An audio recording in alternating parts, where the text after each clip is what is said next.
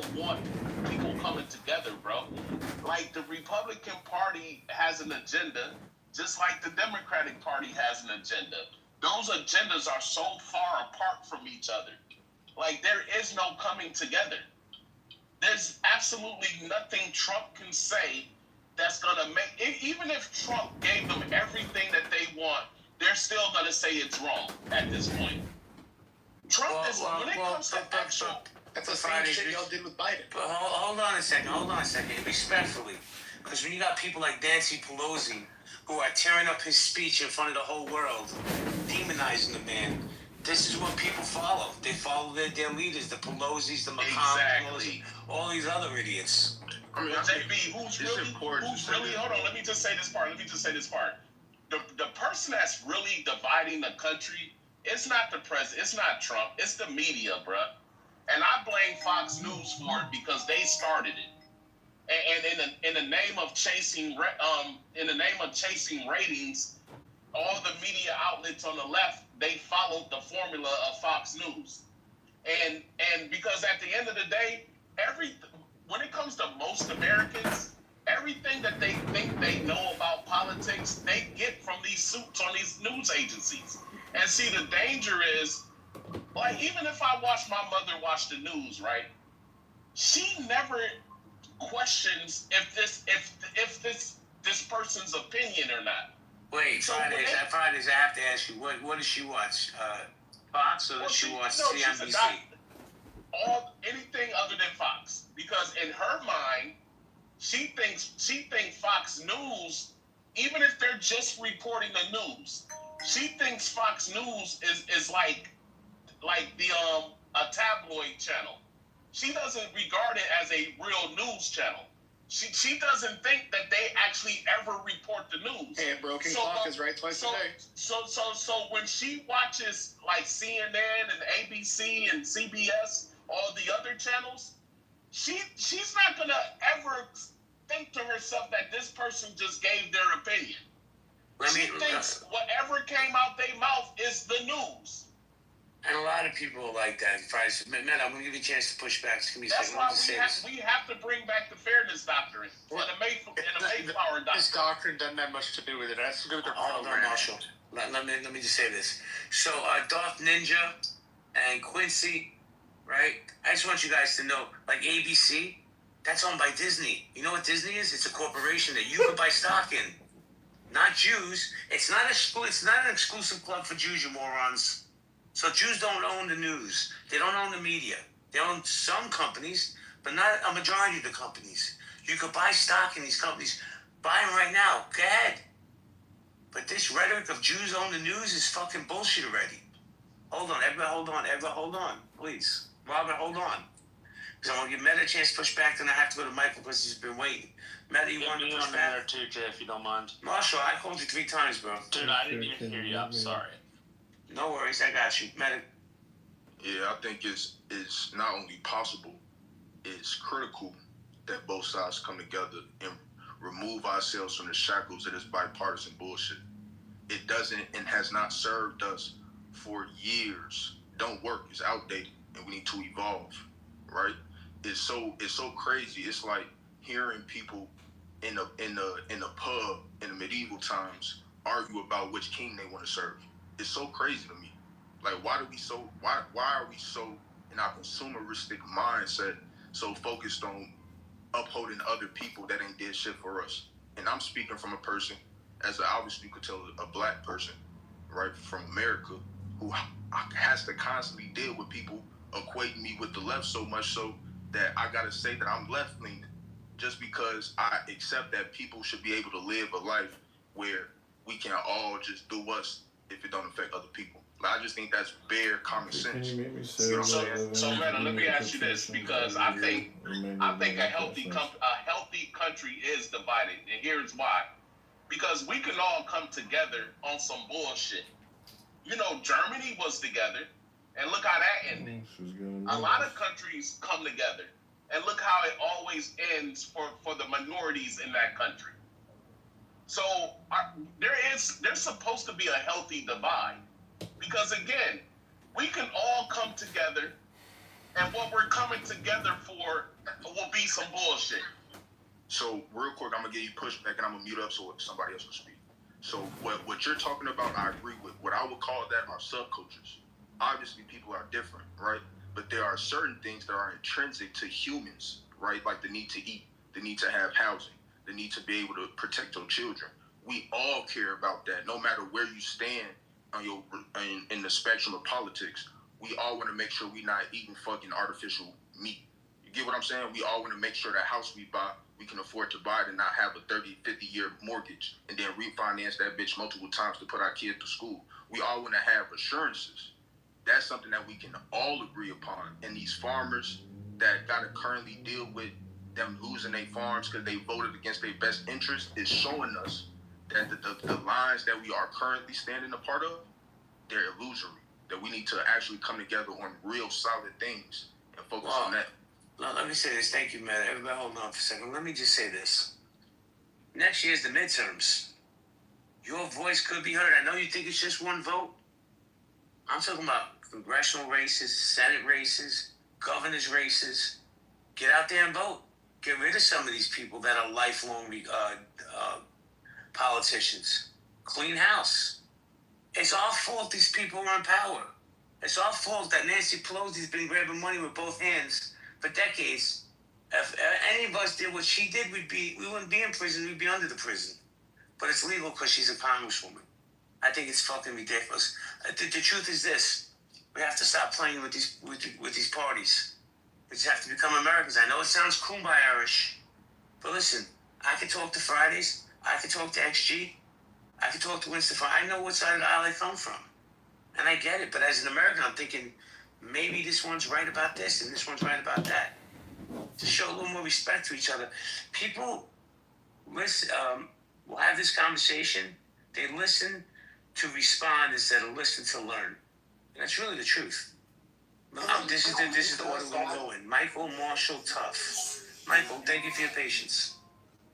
Hey, what's up? Can you hear me? Yeah, you're fine, sir. The mic is yours. Right on. Hey, long time no see, JB. Anyway, I came up to kind of debate Al on some of the stuff he was saying, but like what Meta was saying and Gwen Stefani, like it's all good. So since I'll have this moment, I'll just say like this divisiveness, like other people are talking about, this divisiveness is what these people in power want us to be doing, like arguing against each other while our families suffer, right? You know, like these control structures that are in place. It doesn't matter if it's a left or right. Like we're playing a completely different game against each other while these people are just like stealing from us and taking from us, right? And like it's when people say wake up on the left or wake up on the right, you know, like it's really like if you can't see the divisiveness causing us all to just like fight against each other, and that's not like really a kumbaya thing, right? I mean, it's just kind of like we should be helping each other and fighting against this shit that's oppressive to all of us. Not arguing about some bullshit that happened 7 years ago about like what one guy said to another guy. One old guy said this to another guy, and now like the price of fucking eggs are up. It's just fucking stupid. So divisiveness is the enemy, and our enemies of the U.S. Right? They're like laughing at it. They're like taking advantage of this. Just watch the news, right? I mean, like our enemies are fucking just totally frothing at the mouth while we're just sitting here fighting about some stupid shit. That's it. Thanks. Thank you, Michael. I appreciate your share. I'm going to go to Marshall, then Tough. Hey, Jared. Marshall? I just wanted to say to the prior conversation about the news is only required to show you by law 1 hour of informational programming a day. That's all they're required to. So everything else is opinion. It doesn't matter whether it's Fox, CNN, the no longer existent MSNBC, ABC, CBS, or Fox. They all show you opinion shows unless it's like 5 or 6 o'clock. What I wanted to, the main thrust of what I wanted to say was I've been listening to this conversation and we've been talking about like not being divisive, but people have been also talking about how this bipartisan shit, quote unquote, doesn't work for us.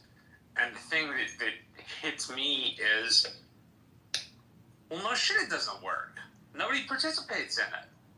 Like, we vote every 2 to 4 years or every 6 years for Senate.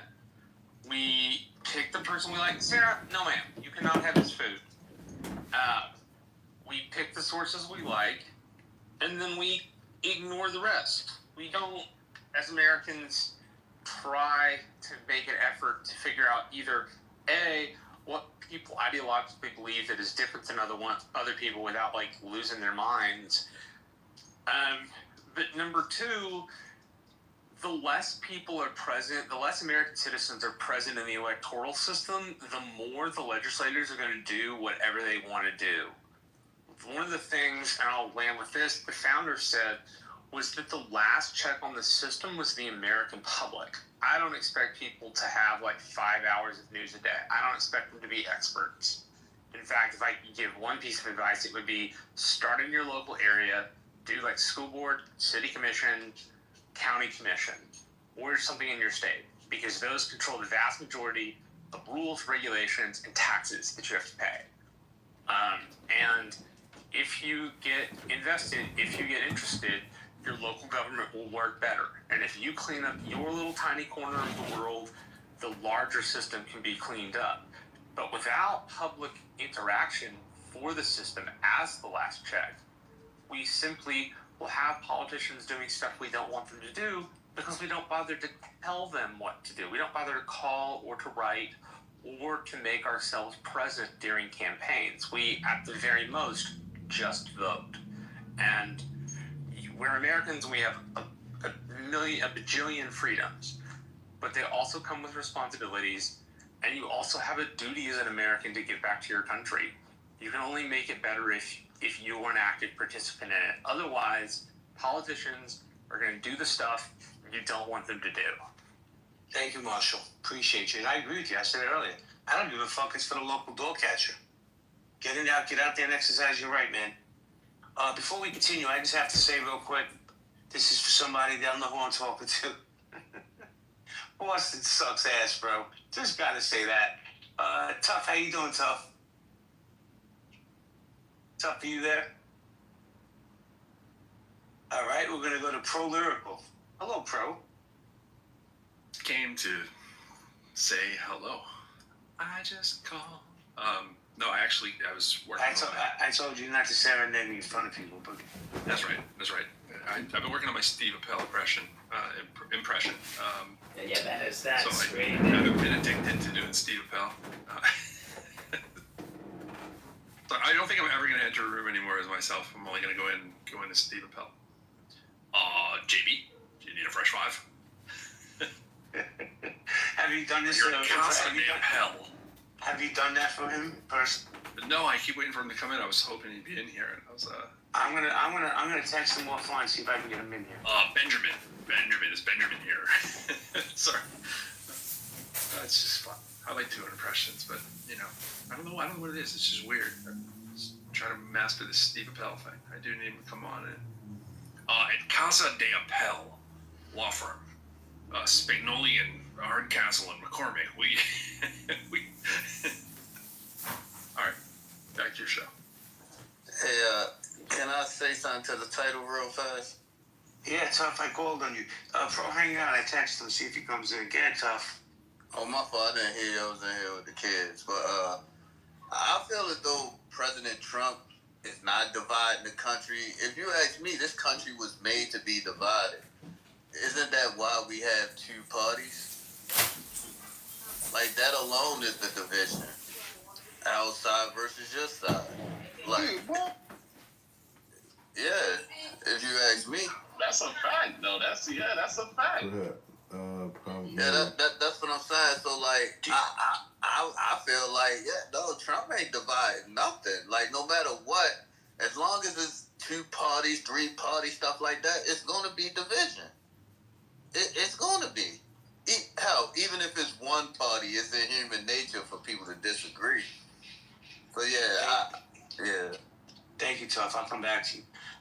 Uncle Steve Appel, if you can come to the stage for a second, I'd appreciate it. Because somebody wants to serenade you. How you doing, Steve? Oh, really? And by the way, I'm in the car with my brother, just finished having with our dad, but I love being serenaded. Yeah, Pro Lyrical. Steve, I'd like to give you a fresh 5. Take as much time as you need. Go up to 5 minutes, but not including 5. But if you could just go just over 5, it's okay. I mean, take as much time as you need, Steve. We're at Casa de Appel.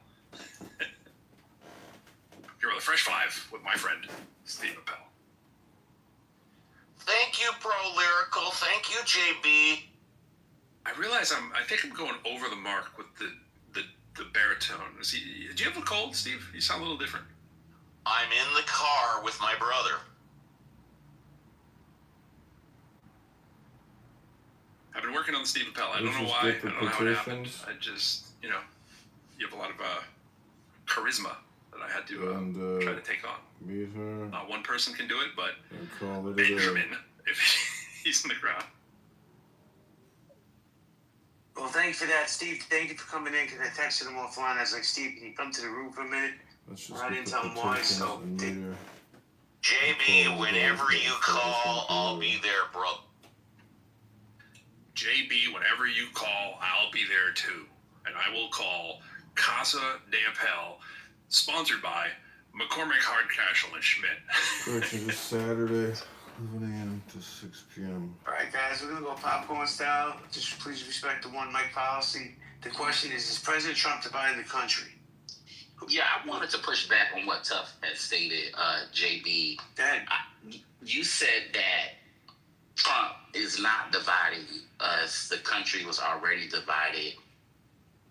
I am going to answer a question, and I do want to get your response, Tuff, but I'm going to also make a statement before you answer. Do you not feel like Trump is a product of the division in which you point out, with it being 1, 2, 3, or multiple parties?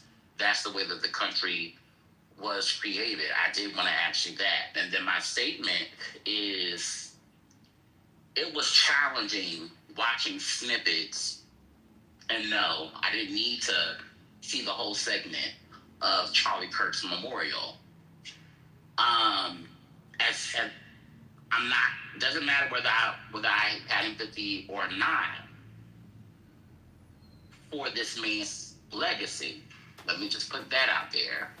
But it was so challenging, and it was heartbreaking to hear the leader of the free world go on stage after Charlie Kirk's wife speaking, and him saying, in so many words, he loves to incite violence with the left, and that he wants to go to battle, go to war with the left. So if that's not division, I don't know what is. And like I said before in my opening, we aren't dealing with Lyndon B. Johnson. We aren't dealing with Eisenhower. We aren't dealing with Clinton. We aren't dealing with Bush. We aren't dealing with Obama. We're not dealing with Biden. We're dealing with one man who has the opportunity to change the peripheral. Can he fix it all? Hell no. But it really gets underneath my skin when I hear some of us from my own community, and I'm not saying that you are African American or anything of that nature. I love my sister not upstairs, and she has dissenting opinions all the time, and she quotes the left as equally she quotes the right. But it really gets on my nerves when I hear some of my cotton picking, my house Negro brothers and sisters fix their lips and say, I don't think Trump is dividing us, or they make excuses. I hate us Negroes when we do that. Because regardless of whether or not we think somebody's rhetoric is divisive or not, you got to be able to call the bullshit out. Where did my people, I'm not talking about no white people right now, I'm calling out my black people. Where the fuck did we get so high and mighty in our standards and our regard to not call out the bullshit and call out the shit just the way that we see it? Like, where did we miss that? Where did we succumb to, oh, well, it's not really divisive, it's not really racism, or it's not really bigotry, it's always been this way. It just wasn't with Trump. No, you're right. Nobody's saying that. But who is the man that's always got his mouth open? Who is the man who's always twiddling at his thumbs on Twitter, on X, saying any and everything off the rip. Who is it? When did my people become so naive to that bullshit? And I ain't talking to ones like Nye, who is fair across the board. I'm talking to the pickaninnies. I'm talking to if Master sick, house niggas say we sick. I'm tired of that. We gotta get back to our roots and start calling shit the way that it is. Because I'm gonna tell you, I'm leaving y'all niggas behind. I'm sick of y'all. Y'all worse than the white folks. We advocate the white supremacists. And to my white brothers and sisters on the other side, I'll leave you with this. And I asked you before, nobody answered me. How does it feel to be a nigger? Because I never wanted it for you. Never did. But when Mamie Till buried her son after him being dragged from the Mississippi River with the cotton gin attached to him, nobody came out in droves and supported us at all. When that young boy at the age of 13 years old died because he quote-unquote whistled and raped a grown-ass white woman. So I asked you, how does it feel to be a nigger? Because I never wanted it for you, but I'm going to tell you what you can do. Let down your guard, brother. Let down your guard, sister. Decolonize and tear this white supremacy shit down. You don't need it. We don't need it. We need each other. So how does it feel to be a nigger? It don't feel good, do it? Because I never wanted you to feel that. Yeah, it's giving you trying to divide the room, but yeah. That's what you hear. No. That's what you think that you heard. So are you really listening to what the fuck I'm saying though? It was a joke. No. I was saying that because you said you had a question for me. Then you went on a long diatribe, and I kind of missed the question and everything that you said. That's why I was just, I see that you must be a leftist. Like No. I'm a revolutionary abolitionist. That's who the fuck I am. And I'm trying to get people to think about some real hardcore shit. I'm emotional because I'm passionate. We conflate the two. I have a question. Hold on, Jen. I have a question. Go ahead, Gwen Stefani, listen, I'm serious. I understand your passion, and I feel the same way. And sometimes I like to envision, when I'm reading into what you're saying, this great black utopia, right? But my question to you, sir, is, and this is going to sound funny, but hear me out. In your version of the great black utopia, the revolutionized black man and woman, the black man and woman of tomorrow, right? Can we at least have Starbucks in this utopia that are run by white folks? Because I'm telling you something, I do not want to fight niggas early in the morning getting my coffee, right? So can we at least have some white folk ran Starbucks in the new age black revolution? Girl, yes. We need white folks. We need blue folks. We need purple folks. We need brown folks. Look, I love all people. And keep the Mexicans at McDonald's. I need all people. I need my Mexicans in the Starbucks. I need my Ethiopians. I need my utopians. That's not a word, y'all. I need all of us, because one thing about Gwen Stefani, I don't draw circumference around just a little bitty, itty bitty community that I'm in. I draw my circumference around the entire universe. I can't look to my president and say that my president does that. Right, wrong, or indifferent. And I heard you when you said, it was just a joke, but you're trying to divide the room and you sound like a leftist. No, I'm a revolutionary abolitionist. That's who the fuck I am. But do I vote majority Democratic? Yeah, because I don't see shit of value on the Republican side. Maybe but a few things, and that's far and few between. So let me make myself perfectly clear. But do I have plans on voting for this upcoming election? Absolutely not. And that's the first time I had said that on a loud audio app. I don't intend on voting. Because the Democrats, they ain't shit. The Republicans ain't shit. And we ain't got nothing for us in the middle who really want true change, but nobody wants to put boots on the fucking ground. Why did anybody on the left vote for that Charlie Kirk bullshit bill when we had a George Floyd policing act that has not yet seen the light of fucking day? Oh my fucking God. Yeah. Why would you vote alongside That bullshit. This is what I talk about. Hold up. I understand that anger entirely, but respectfully, if you're not going to engage in the electoral process next election, whatever the result is next election, you have no right to fucking complain about it afterwards. Then you know what? Guess what? Out of the last few years that I have voted, and if I choose not to vote next year, you're absolutely right. I have no right to fucking complain. But let me ask you this. How many times do I gotta put my hand in the fucking fire and then not expect to be burned? I agree. How many times? No, hold up. I agree. But I leave my hands in the fire and the pot's not getting spilled on me afterwards with me not being able to do shit about it.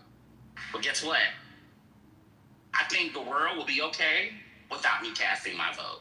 And this is where we're at. If we don't want to have an honest conversation and really put real boots on the ground into pretty much invigorate and incite some form of change, then hell, shit, I tell us all, don't show up to the polls. I agree with the boots on the ground thing, Mr. Bunny. Don't think I disagree with you there. But what I'm saying is, if we can't even put in a box, how are we going to put boots on the ground? Well, let me ask you this: Why would you want to put ballots in the box when everybody is doing all that they can to change around the electoral map? Why would I want to do that? Because as much as it sucks and as much as the dystopian shit around us is happening, unfortunately, harm reduction is something we have to do, and voting in one way over another is definitely harm reduction. Shit, I say none of us vote. Protest in a different way. None of us vote. But again, none of us vote, and then everybody else on the other side vote. Like, this is exactly how Trump lost the first time, which is, nobody do mail-in ballots. And then, oh my God, how did we lose the election? Nobody did mail-in ballots. How did you guys get so many more than us? Like, it's the exact same thing. They're going to say, or we'll say, like, hey, don't do X, Y, and Z. The moment the expected result of not doing X, Y, and Z, which is the other person wins, happens, there's confusion and like, oh my God, why does this? What's going on? But I'm just providing my ass up and vote. No, hold on. Let me welcome Augustus to the stage. What's up, Augustus? Yo, what's up, everybody?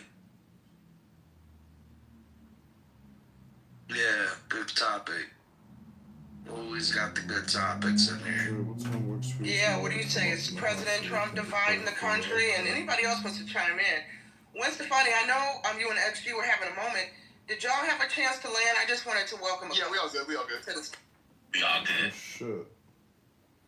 Oh shit, you can't do it.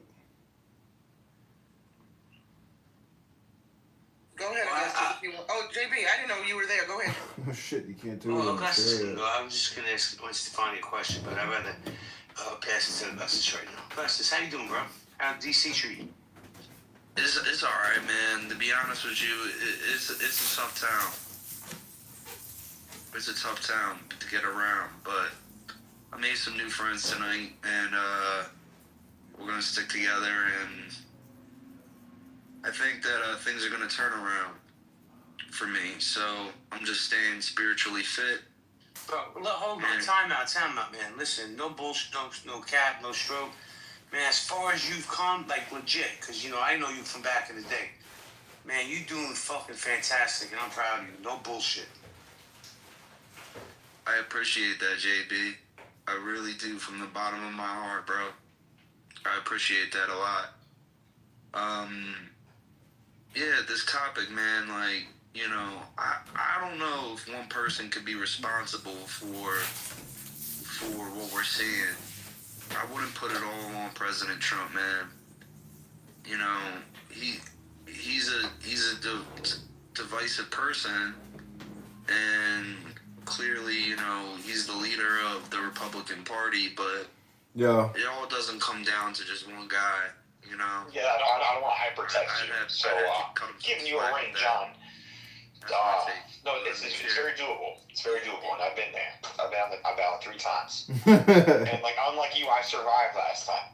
They tried to take me out with 2 sets of lawyers. You saw me. Wait, I came in there like a gangster. I got kicked out of the Chicago Board of Election. You saw that. You saw me after I got kicked out. I was cussing them out, and I got in trouble for that. They said I was anti-Semitic. Yeah, but getting kicked out. What? Getting kicked out doesn't help you at all. I mean, what's the point? No. That's what I'm saying is that I literally was like cussing out my judge. I cussed out my judge. I cussed out the guy that was checking my ballot, but I still made it. Is what I'm saying. What was that for? A committee person? What? That was for committee person?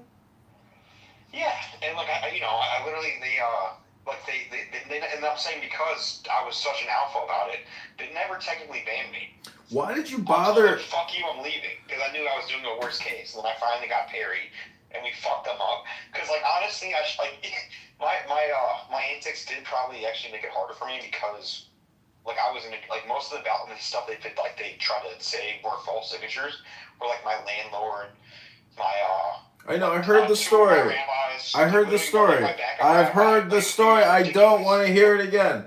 I've already heard that story. I'm asking, why did you run for? But here's the good news for you is what Perry told me is that so like the way they screwed with me the most was on the signatures. Apparently that's not as big a deal because you're dealing with the state board of election, and the state board election isn't as like thuggy. They're on the side of the candidate, and there's like there's two recent cases of incumbents that shouldn't have been on the ballot. Bobby Rush and Brad Schneider, and then also a Republican, a challenger for governor, Jesse Sullivan. All three of them should have been kicked off the ballot.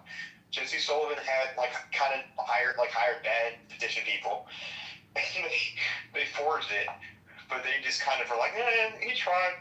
Brad Schneider faked his address, but he got like a rabbi to like speak as a character witness. And look, you know what? It's better for democracy if we just keep him on the ballot. And then Bobby Rush just like didn't turn enough signatures.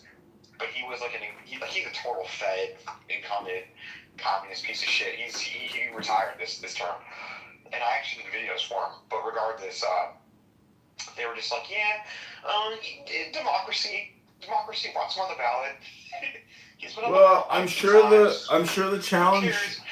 What? The petition is the same as the committee person petition, so there's really no difference to the challenge. No, there is. We were dealing with the Chicago government. This is state. I get it. So Did you hear what I said? It's on your side. The petition is the exact same fucking thing as the other petition. There's barely any difference. There's case law. That's where it's different in the process of how it's confirmed. That's why you got screwed you remember in Chicago? Yeah, but they're not. They're gonna put it on the jumbotron and they're gonna challenge every single signature line by line. I'm saying you would have done a little bit better if you're running for Congress instead of committeeman. You probably would have kept 25% more than what you got for committeeman. Well, I hope so, because that would have put us over the threshold. But so I'm saying that's the good news. But the bad news is we still need to get the full amount and then get like 800 more and. Like you really if you could just be there, it's over. Like if you actually can just take suck it up, take the L. There's no L, just dude. Hang out there for a whole month, you're good. If you actually just hang out there for a month, you're good. It's you go to the football games, you go to the Oktoberfest. Like during the day, you hit up the boomers door to door, and we're getting the list from that guy that you sent the form to. Do you have those guys up from 12 to 4? Do you have? Okay, so can you help the campaign extract the data from that list that he sent me? Can I forward you the email that I sent to Jared? Please, because that's what you do. Is you basically hit up the boomers because you can't hit up the train stations from 10 to 3, and so from 10 to 3, that's who you're going door to door to their actual houses, and then you basically your critical hours are the 6 a.m. to 9 a.m. at some sort of train station or something. And then, dude, Walmart and Costco all day long, dude. That too. You get 100 in Chicago, and those are kind of bigger cities, Peoria, Rockford. Dude, that's. Am I wrong? I just got gotta. 2 colleges. I can do it probably all in Rockford myself. Is there a football? Is there an is that Illinois State is in your district? Yeah, I was Illinois State is, but I was looking at DeKalb. I don't think DeKalb is, right? Oh, that sucks. Northern Illinois would be great. It's not. Let's see what. But Lana's awesome, and she's a committee person, and she's she's a big Illinois record supporter. But I'm not sure she's 100% on board with you, but enough to get you 10 to 20, and you don't want to spend any time out there. That's so far, Carrollton.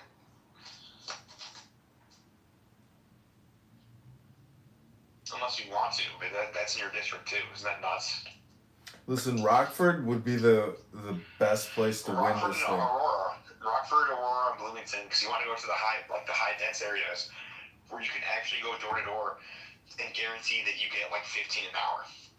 So Winnebago County is districted, and did you see the carve out in the actual city of Rockford? Yeah, Rockford might be too confusing. That's why The city itself is out of the district. That's in a Democrat's district. Yeah, they did that to support the Democrat. So you might not, Rockford might not be the place. Winnebago, see, that's the thing about Winnebago County is this is what's so annoying is the counties are sliced by the district, and it's hard to know exactly whether they're in or out of district. So that's why you need double the amount. That's why they always say that. But that's why, like, if we're doing this, if you're actually taking it seriously for a month, is there anywhere that's 100% safe? Like, is Peoria? That's what I'd rather go to Peoria than Rockford because Peoria is probably a safer city than Rockford. What city's 100%? So for me, it was like Cary, Evanston, from the 9th district. Like, these were areas where it didn't matter. From like, if you're from Evanston, okay, great, you're in my district. Oh, you're from Cary, great. Like, what is Peoria that way, or is Peoria? Why did you even bother running for committee person? It's such a waste of time. It's such a stupid little thing. It's pointless. I thought it would be just a small thing. I thought it'd be, you know what? Call me naive. I thought it'd be a small, nice, positive thing for me to do. My bad. These just absolute garbage. You know, and then, like, that's literally what I was thinking. I'm like, you know what? Look, I really love my community. I love religious people. I feel like they really mean well, but aren't politically active because they're more focused on more important things like putting food on the table. It'd be nice. But no, like Dan the tranny lover. What a waste of time, I mean. And Joseph, he's got a float. But Max, he's got a float. But he's so stupid he couldn't get enough signatures himself. And he got kicked off by Nabi. But, yeah, so I think, like, is it possible, like, let's try to find, like, a sublease, or, like, let's actually have you stay for somewhere for a month. That's what it's going to take for you to get in the ballot. Up to you. If not, I think you should pivot and run for commissioner or something like that. Or, dude, there's no pivot. Yo, you're a terrible prophet, dude, because there's no fucking pivoting at this point. I'm all in for this, man. We talked about it at the beginning. It doesn't matter what the past or what the conversation was, dude. I don't know what to tell you this, but you're nothing but a pivoter. And when I ran for committee person, I gave you the paperwork. I gave you the paperwork to challenge Estella Richards, and you never filed it. I filled out all the paperwork, you never filed it, because I could have challenged her ass. It wasn't happening. She challenged me, I could have challenged her, she didn't show up. That fucking Fugazi attorney showed up twice. What a waste of time. And she bitch never showed up. So the thing is, her name is on a website, and they hold, mock trial pizza parties. What is the point of that fucking organization? I dropped the ball big time. Like, I was challenged myself. But the point is, even if we became committee people, it's a pointless nothing burger. So you can do nothing as a committee person. You can go have pizza anytime you want. What's the fucking point? What's the point? It's a nothing. John, you know how much pizza I could have got instead of paying Cary? Like, I think $1,000, or was it $1,400? You know how many pizzas we could have been, dude? So if it was frozen pizzas, dude, pizza and beer. We could be having Illuminati's every day for the next 3 years. Yeah, I've had Illuminati's in a while. But regardless, Congress is obviously a little bit different. But also, commissioner's kind of bullshit too, honestly. The thing is, we've already invested in these signatures. I'm not starting over. Well, you are, because this bitch robbed you. Well, we don't know that yet for sure. We won't know. I'm assuming that. So let's just assume that. Let me put it to you this way. If they wanted to fill out a piece of paper for $15 and do that all day long, is that not just like the craziest fucking scam and waste of time you've ever heard, to fill out a piece of paper for $1.50 a line? Like, it's not an art project. Maybe it's an art project. We're gonna find out. I want, that's fine too. I just meant that I'm not sure how much, like, that she actually has an address, that she's real, like that kind of thing. Dude, I can send you the pictures. She sent me photos of every petition, and when I look at it, you have to do a lot of analysis, and I've been putting a lot of the addresses Well, if it's in. our project and she actually did that effort, that's different. I'm talking about I just want to make sure that she's real. If she just opened the white pages and filled it out, it's possible. But the thing is, some of the writing is so sloppy, I can't even pull the address. So what the fuck? That made it look real. No, honestly, what I saw looked like your average petition seat. I did not see the kumbaya. It looked real. And it would be like next level crazy if she just made this shit up. That's what I'm thinking. But I'm still paranoid, No, but why are you talking? She should be UPSing it to you. You should be picking it up. Dude, no shit, man. But it's not that hard to go to fucking United States Postal Service to do a signature confirmation. It costs you $10, and I was gonna pay for it. So the thing is, the whole thing about her mother. I hope her mother's okay. But at the same time, I've sent you over $1,000. You should notarize it.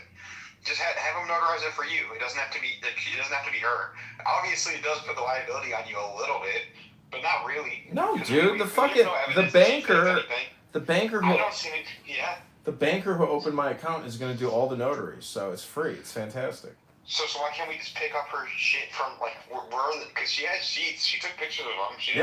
I told her I'm meeting her. Did you not read the fucking text messages? This is why I send you all these screenshots, so I don't have to sit here and repeat myself. You sound like she's being evasive with the whole mind. No shit.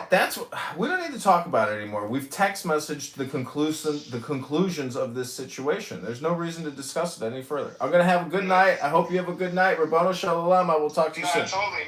Are you going down there tomorrow? Yes. Because if you can let me know before whatever, I can maybe throw you on some, let's figure out your housing situation. Because I think you should find some place to stay for a month.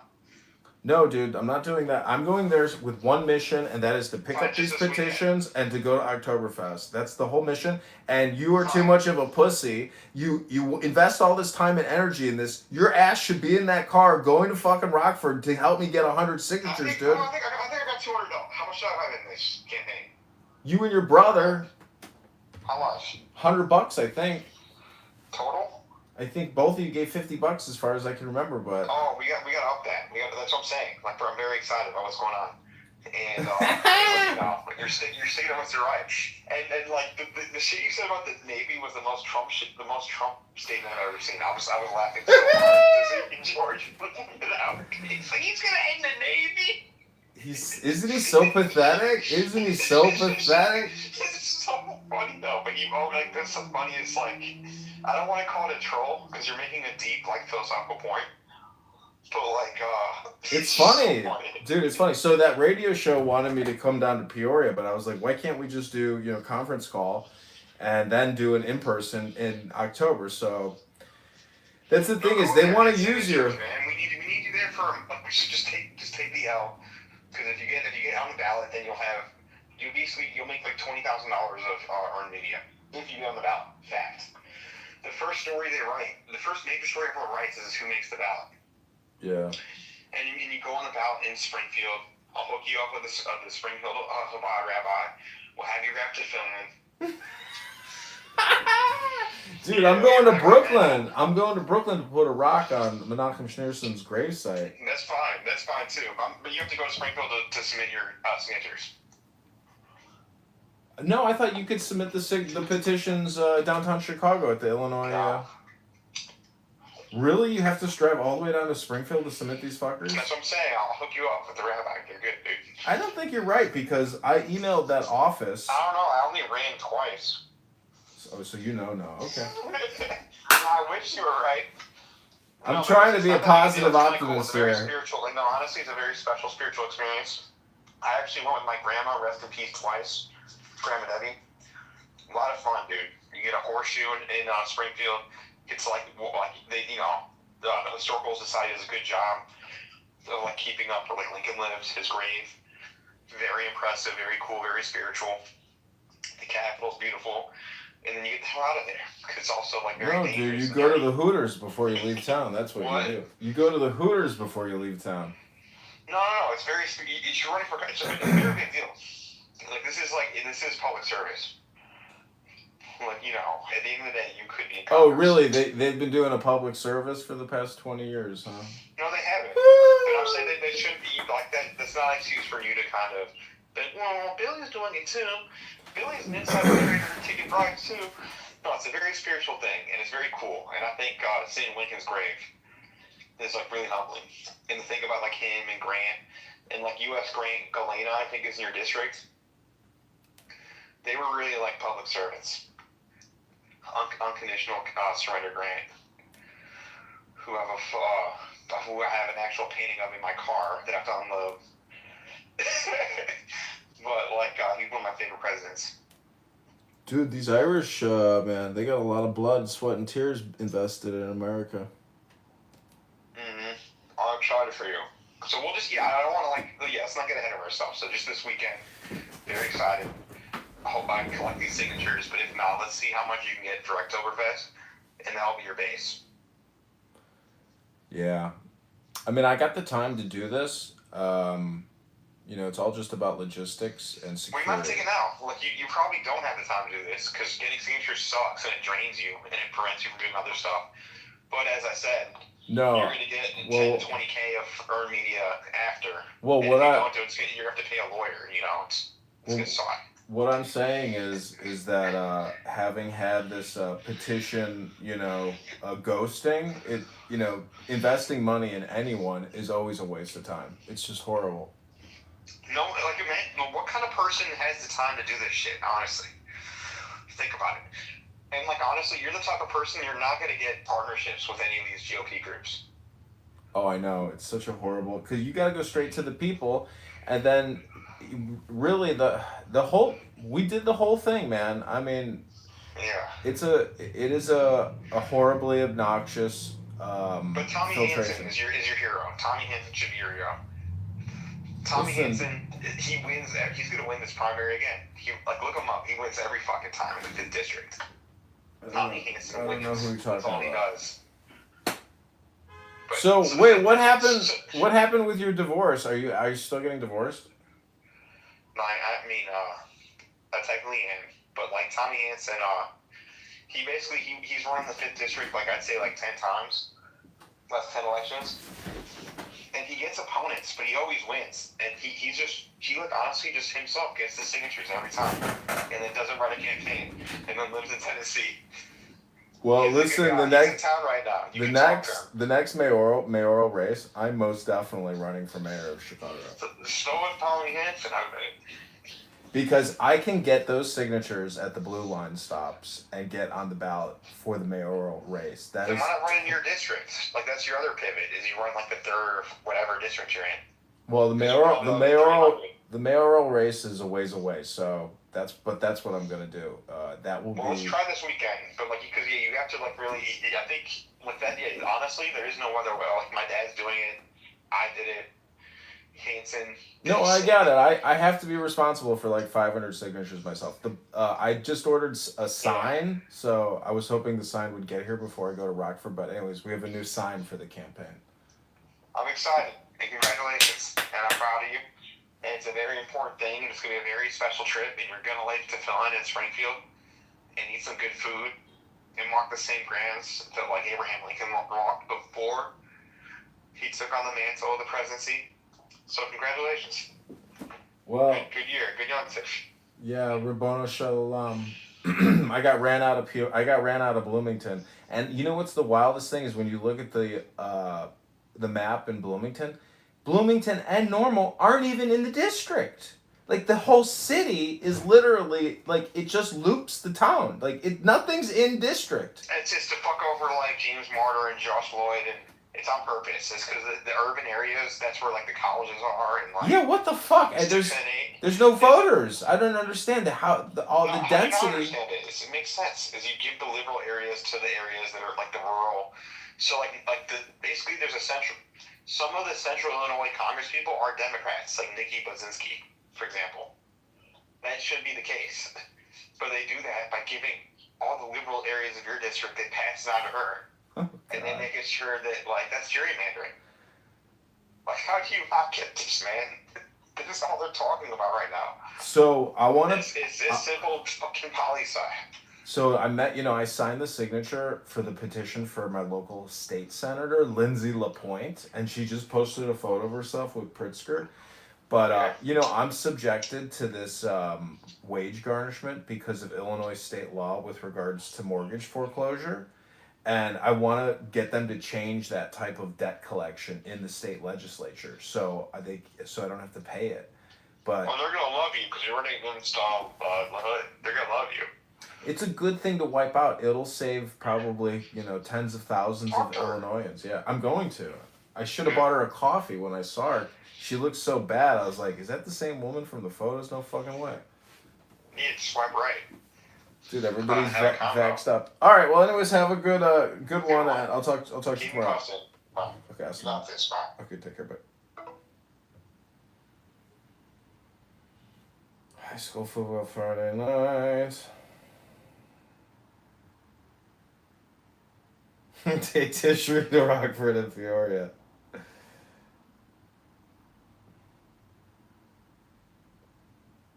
Take tissue. Take the safer out of the dog. Bring the safer. And it's still, I was trying to get some updated information from Hakeem and from Chucky, and it seems to be it's done. It's like nobody's talking about it anymore. If you guys know some updated information, I appreciate it, but I can't find any. So it seems like it's a done deal. Nobody's talking about it anymore. Not even on the freaking news. And they're not talking about it anymore. Is anybody got any update on that? News, Lisa? Repeat that. What was the news? Epstein or what? No. I'm not talking about Epstein. I'm talking about the government shutdown, which is supposedly we've been following all day. I don't think nothing else is coming up. I think it's going to be, the shutdown is going to happen. Anybody have any updates on it? Because I can't find anything. I was trying to find something that you guys can listen to from either Chuck Schumer or Hakeem. And I can't find any updates. There is some other breaking news. Trump said...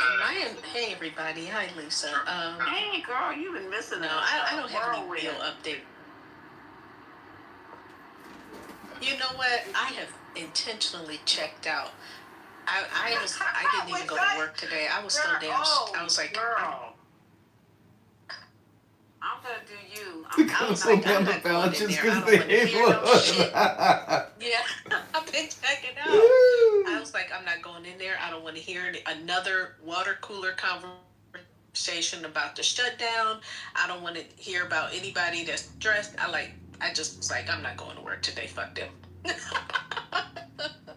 should have did the same. I should have did the same. Yeah. I need it. And look, I have 0 vacation days, then I don't care. I do not care. I know it's long. I know it. The crazy part, let me just see, I'm going to take your update. Let me just bring Sloan up. I started up this morning with the commute room at like 6:30 in the morning, thinking I was going to talk for like 30 minutes. We were going to listen to some clips from SiriusXM with with Lamont and Dr. Carr. That's what I thought. The room has been open since 6:30 in the morning, and all this stuff has been popping off left and right with the shutdown, with this possible war that's going to be going between NATO and Russia, with the immigration situation, blaming it on California.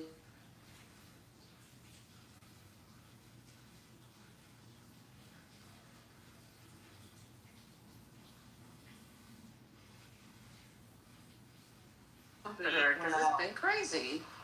All day. Yeah. Hey, Miss Alex. Hi. I've been chatting you in the chat, and you don't see it though. But every time I see you, I chat you in the chat.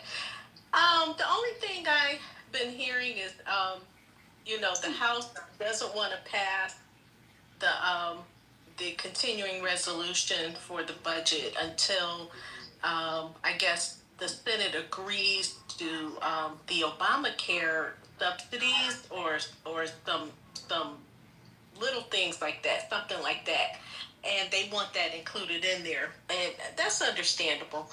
But I guess with the school upping the ante of, well, if we end up going to a shutdown, only about 8 agencies, they're going to continue working. Like, it won't be the typical, I'm sure y'all have talked about it. It won't be the typical furlough where, okay, you're off and then you come back once the continuing resolution passed.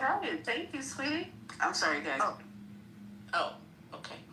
Yeah, so that's like the big thing. I don't know.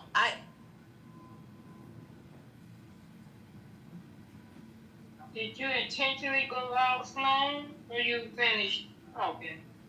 Quest that the Dems are asking for, but he's fully prepared to shut down the government anyway. Like, he was willing to do that when he got in office. He's doing shit. He's just doing some underhanded, dirty shit, and this is almost an excuse. The fact that I really think it's planned, but it's an excuse. Oh, well, we couldn't come to an agreement. I'm going to shut it down. I think he always wanted to just destroy the infrastructure and weaken us for some other deviant purposes. I just don't know what those are, because I can't even think like that. But is that not what Harris said the whole entire time she was campaigning? Yes, ma'am. Okay, I just want to make sure, because nobody thought she knew what she was talking about, and she was just a woman just talking, running for president, and now everything she said, I'm gonna mute. I'm gonna go back on quiet. Yeah, she said it. Nobody listened to her.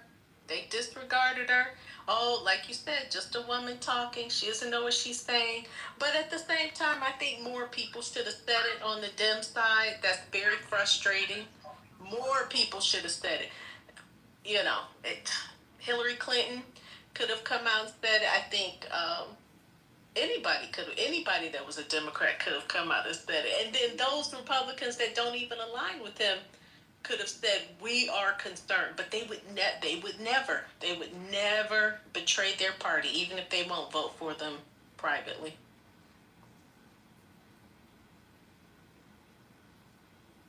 So yeah, I'm kind of into. I just want to know where he got on them, because he got some power and he got everybody by the balls. I don't know. I think it's the other way around. I think the people that he owes, they have him by the balls, Exactly. so he has to dance and do what they want. And whoever, like George Carlin said, there's a big club, and you and I ain't in it. He said he wasn't in it. He was a white dude. But there's a big club, and the people that are running the shit are the people that are running the shit. And I don't even think it's Trump at this point. I really don't. It's not. I mean, and what is that, Black Rock?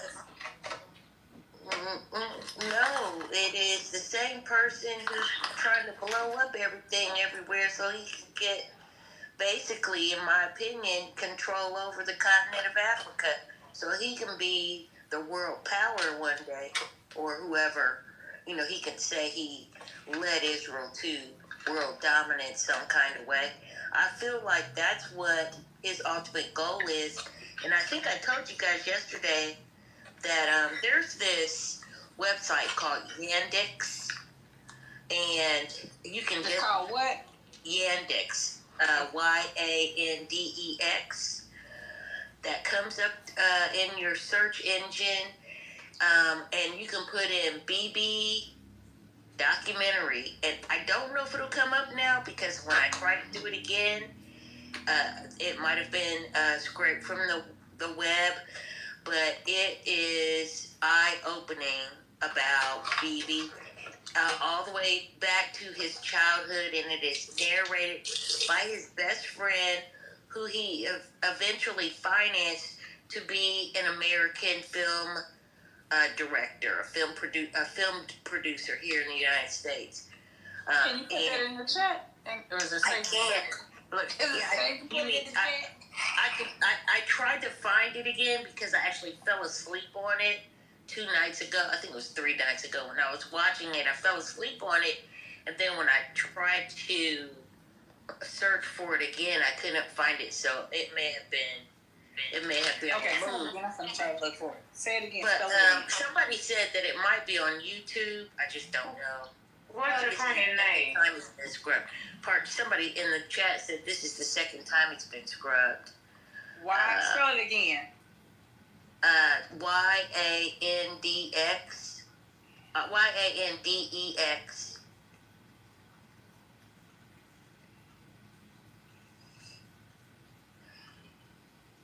.com. And then, like, I don't know if CEO is still, he wanted to say something. Did he check? But he was saying, how are we calling Donald Trump? And see, you guys said what I was going to say, but I didn't even have the energy to answer him at the time, because it says, how do we are calling Donald Trump dumb and stupid and whatever, because he's making all these, I'm just paraphrasing, all these precision moves, and it's not even him. That's what was going to be my answer. It's not even him. We got Stephen Miller, Steve Bannon, all the people supposedly, I feel, could be wrong, because I'm not politically savvy like you guys, but I don't think Trump's running shit. I think he agrees with whatever they tell him to agree with. They put shit in his ear. All he's dreaming about is a bucket of chicken and a hamburger and trying to keep his blood pressure down and his ankles reduced. I don't think this man to sit up and be strategically going with the NATO thing. See, the first thing he talked about was this is somebody who's supposed to be smart and strategic, right? The first thing he's talking about having people arrested for an escalator. That's the level he's on. And a teleprompter, and that's the level that he is on. It's the people behind him that are pulling these strings. Leaders get credit for the people they hire. Leaders get credit for the people they hire or told to hire? Yeah. Told to hire? Yeah. I'm getting credit for that, CEU. If I have somebody on my staff and they tell me to hire so-and-so and I do it, yeah, of course I'm gonna get credit for it. And if I'm a legit person, I will give them the credit for telling me to get the credit. But he ain't even that smart, Somebody in the room yesterday, Lisa, said that 50% of Project 2025 has been completed. That's what I heard too. People are saying that and then saying that he's a dummy, he's not doing anything. Two things can't. I don't know how you square those. Yeah, they both can't be true. They can't. I'm confused. It's honestly not that hard. What did I just say? No, it's the people behind him. He's the president, but it's the people behind him. Exactly. Like you wouldn't say that for the CEO of a company, right? That's nonsensical. If it's the people working underneath him that he appointed, and sure, if he had a set of advisors, that's what you're supposed to do. That's what a CEO does. You listen to advisors, and you get credit for when it works. You take the damage when it doesn't. It's not true. Well, I'm going to say, but this is what every leader does. This is what every leader does. But what this is I'm sure Barack Obama wasn't walking around not knowing how to pronounce acetaminophen. That's a different conversation. That's a different conversation. Yeah, I'm just telling you that Trump, you the guys are the one who's exalting him and trying to make it seem like he's this intelligent supreme leader. He don't even know where the countries he's talking about are even located on the fucking map. Also, I'm not trying to hold him. I just want to clarify. Hold on. I just want to clarify. I'm not trying to hold him up as the mastermind genius of all time. I push that complete idiot. Yeah. Okay. It's a low bar. It's a low bar. Here's why he's a complete idiot. Okay, this isn't that hard. He can be effective and stupid at the same time. I've known lots of stupid, effective people. They generally do really dumb shit. That's why we call them stupid. He, as it turns out, is very effective.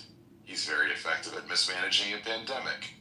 He's very effective at making choices that hurt the American people in order to line his own pockets. He's very effective at those things. He's also an idiot because he doesn't understand basic concepts. He like really basic ones. He has trouble stringing words together. That was irony, I guess, me fucking that up. That's why he's an idiot. I like that. Like that's why he gets called that, is because he doesn't understand basic concepts. And while yes, he is effective, it's not to anybody's gain except for perhaps lining his own pockets. And if you respect that and that's like where your values lie, I guess you could say he's some sort of genius. But you're calling him a genius because he's corrupt. I didn't call him a genius. No, I'm saying you would be. You would be if you were to say that. But this is the thing, like, being effective doesn't make you smart. So here's what I am going to disagree with you on this one thing. Okay, never mind. I won't say anything. Just go. No, just go ahead. No. Speak your mind, CEO. Shut up, Omari. Goddamn. Just shut up. No, nobody was saying. Okay, that was you being dumb, CEO. Nobody was saying, because you were talking. I just thought I was next. Now go ahead, big baby. Go ahead, Salome. I'll see you. But one of the top measures of any leader is whether or not they reach the objectives that they have. I mean, that's been like 101 leadership for a very long time. So that is a measure, and it is a meaningful measure. So I don't get that pushback. I would push back about who the leader is. So my argument is not that it isn't effective. We see it's effective, and we see it's lining the pockets of certain people, and we see it's helping the Republicans in a big way, not the poor Republicans. But I would push back on what the leadership is, and that's my whole argument, is that he is in my opinion, he's just the figurehead for it, because we know he didn't think up all of this shit. And yes, to your point, it's a team behind, it's advisors behind a CEO, but I'm arguing that the team isn't even behind his ass. He's being a puppet. They are running him. I'm arguing that it is the advisors that are running the government. It is not him. And he is simply the figurehead. So I would never praise him, but all those Republicans that put this shit together, from Project 2025 to everything else, they gave him those ideas because it's something they wanted. They paid for him to be in that role to execute it, and or to at least appear to execute it. And so he's certainly not a leader. He was a shitty businessman. And now he's definitely lining his pocket, and he's going to, because he didn't even want to be president, he's going to make this work for him. And that's what I think he's doing. Hey, can I get in here on this also? So, to CEO, and to your point, Sloan, so with this whole thing at the UN, with the escalator, that his people stopped, and the teleprompter, that his people messed up, he is so dumb, he's so idiotic, he's so easily manipulated that they stop that. Then he goes on a rant like a freaking baby in front of world leaders who actually have intelligence, leaders who have graduated, who have advanced degrees, leaders who have served in their military, leaders who have given their blood for their country. With this idiot, he's an idiot, man. I don't know how you say. And then the UN debacle, and then he follows it up with, well, you don't know how things were in West Palm Beach back in the day when they talked about the Epstein stuff. He's an idiot. Please prove me wrong. I think Rez used the best word earlier when she said incompetent, right? That's a much better word than saying idiot. So, the other team has not been nice with their words, so we can say what we want to say. Well, but I mean, in terms of you absolutely, you say what you always say. But I mean, in terms of squaring it up logically, though. No, I think that's the perfect word. No, I don't think that. I think that's happy to glad CEO. I think he's an idiot or he's incompetent. He could be either, but I think that's happy to glad. That holds no weight in changing the opinion. Why not both in all three? Well, let me say this. Let me get this in real quick, because see, Charlie Kirk died for me to be able to say he's an idiot. You understand? Okay. Yeah, like okay, like yeah, okay, like okay. Cool. Cool story. Like, whoa. Cool story. Ooh, that hurts. Was that supposed to be the profound mic drop of the night? I think so. don't know, but I think it makes him feel better personally. He said black women didn't have the brain power, so I can call like an idiot. I'm just saying, like literally, we're in this age now, free speech, right? So like that's the whole thing that they pushed at white nationalist rally on Sunday in Arizona.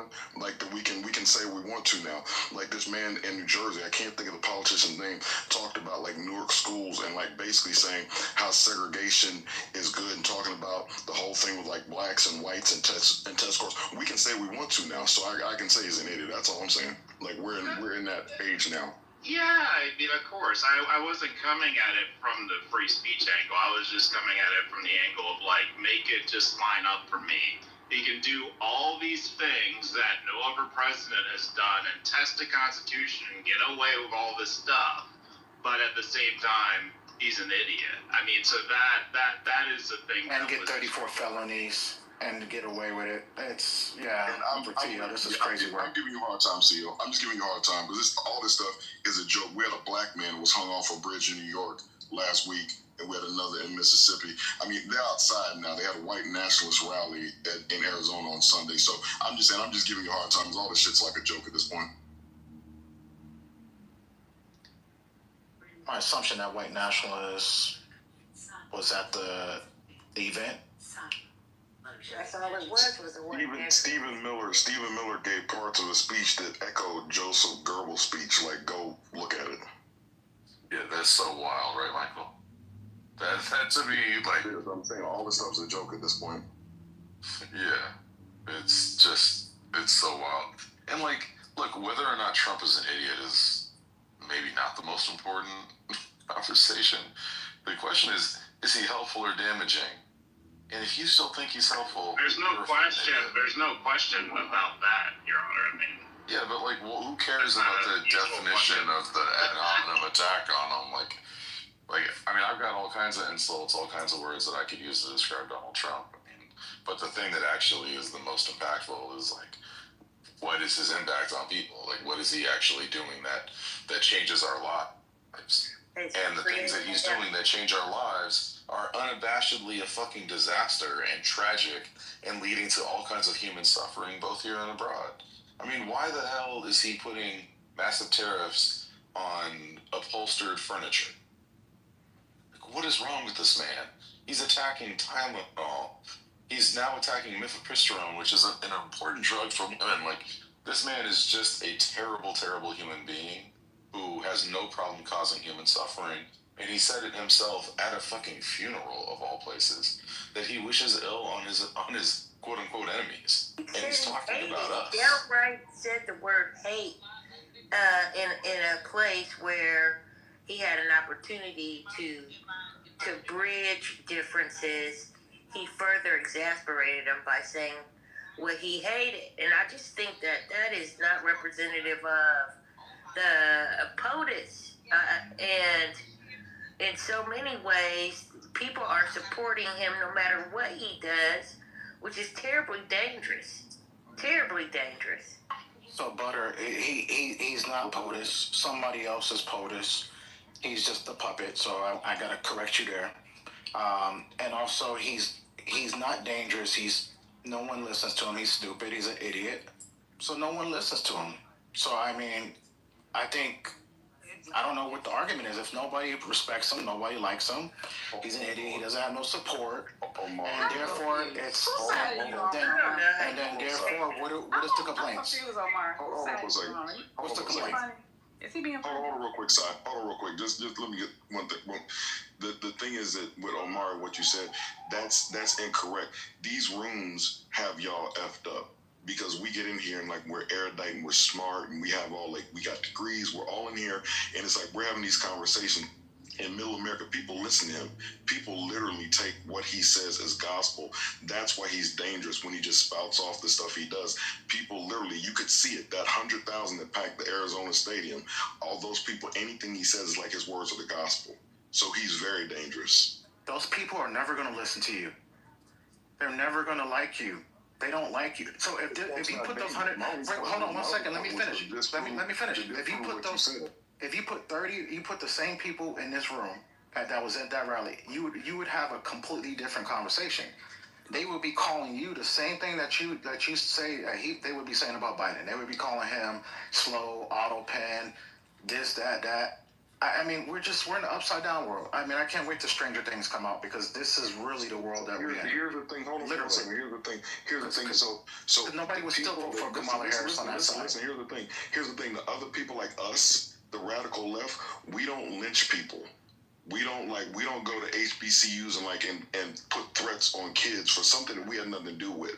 Like a white kid gets shot by another white kid, and we're not going around the PWIs and being like, we're gonna come kill people and talking about what we're gonna do. Like, man, please with that or whatever.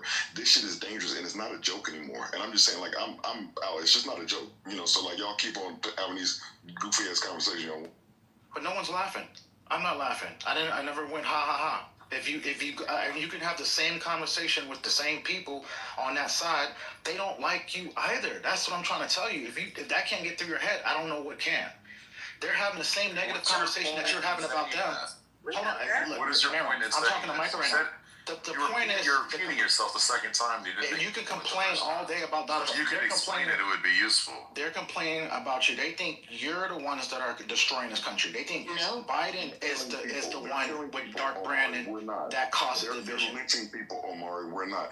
They're causing threats on HBCUs. We're not. They're doing stuff. We're not, Omari. What are you talking about? I think he's just talking about the perception and how do you maybe break through the perception. Right, exactly. He couldn't understand that. Can we break through? Can we stop lynching folks? Can that happen? Can we break through on that? Can we stop abuse? Black people have to be we literally have to be cautious in the way we move. There was a dude that came on and said, Trump, give me the trans Trump. I'll go door to door. I'll go door to door. Let me at them. These people are idiots. They're mad dogs. The people that try to kidnap Gretchen Whitmer.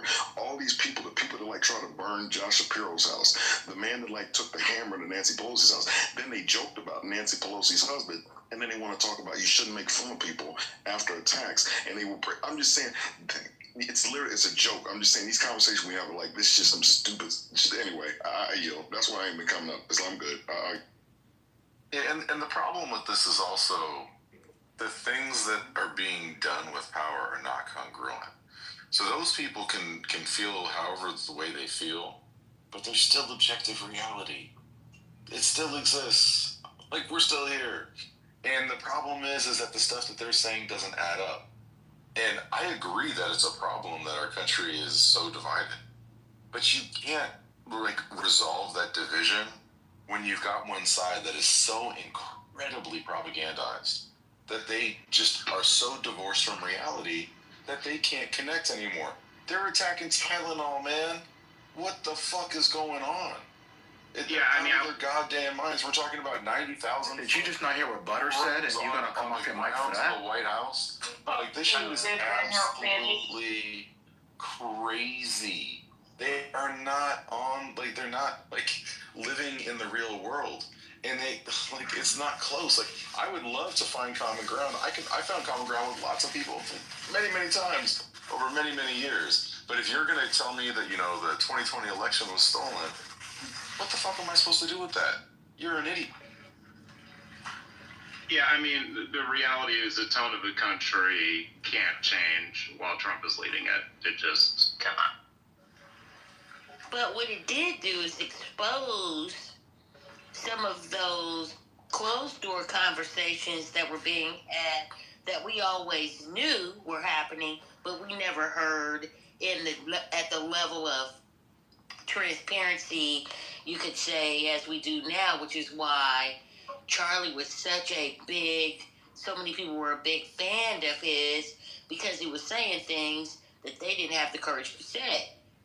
And also the data that has been used to back up some of these talking points is misleading data. So it doesn't tell the whole story. It's just a piece of a story that supports the stereotypical vision that they want to have about people, and to justify the reason why they are either feeling under attack or attacking.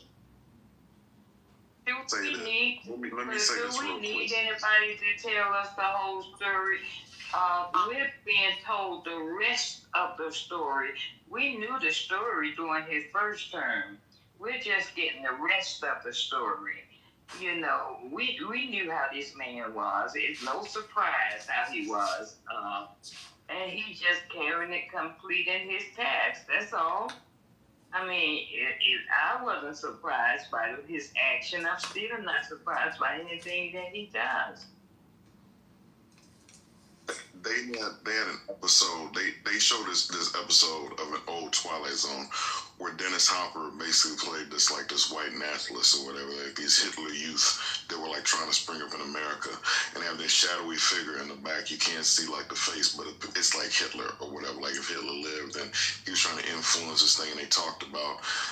He was telling them about like getting a martyr, and like Dennis Hopper was like, "Well, how do you figure out like who a martyr is?" He says, "You don't figure it out. You choose the martyr."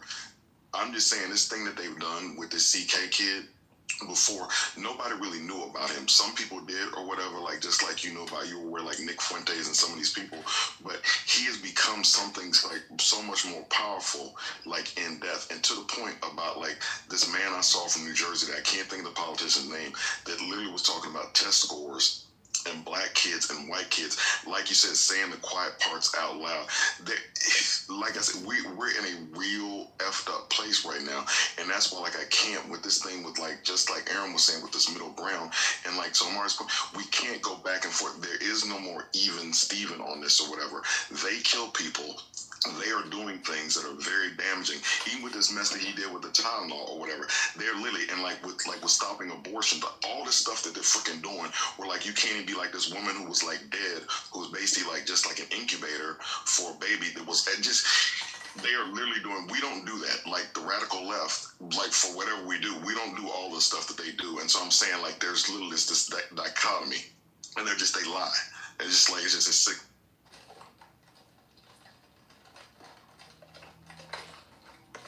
Right, Mike. And, you know, that's the thing. I just want to hear one person just say, a person like Omari, just admit, just admit the truth.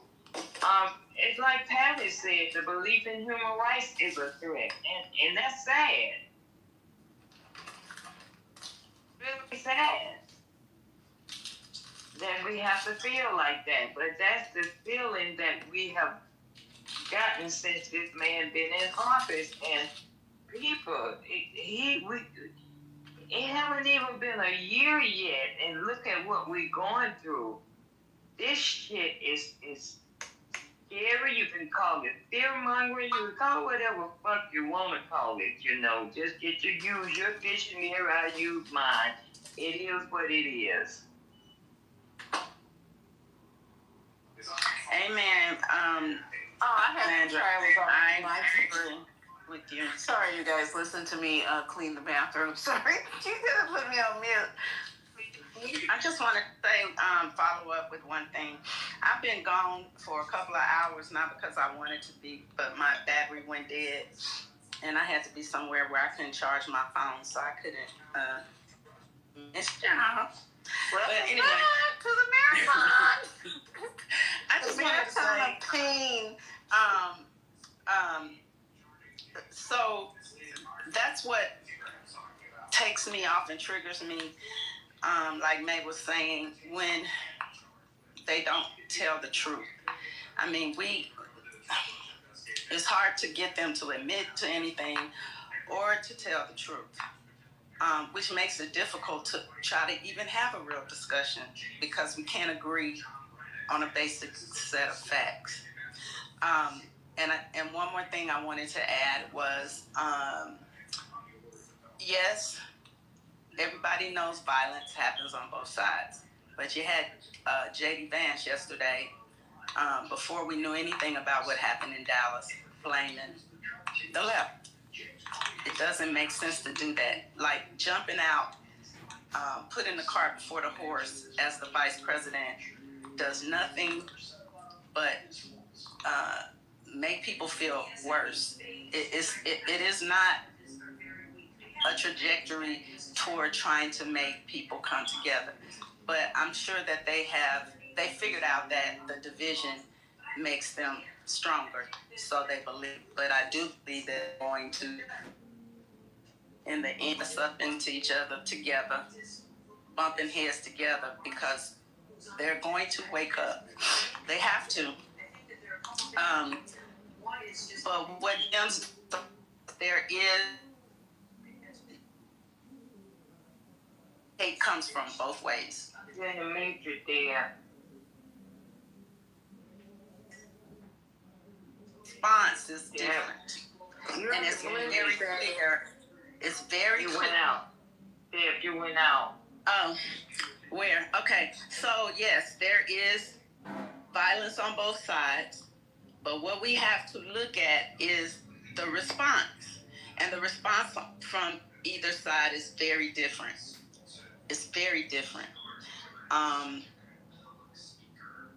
Dems don't accuse.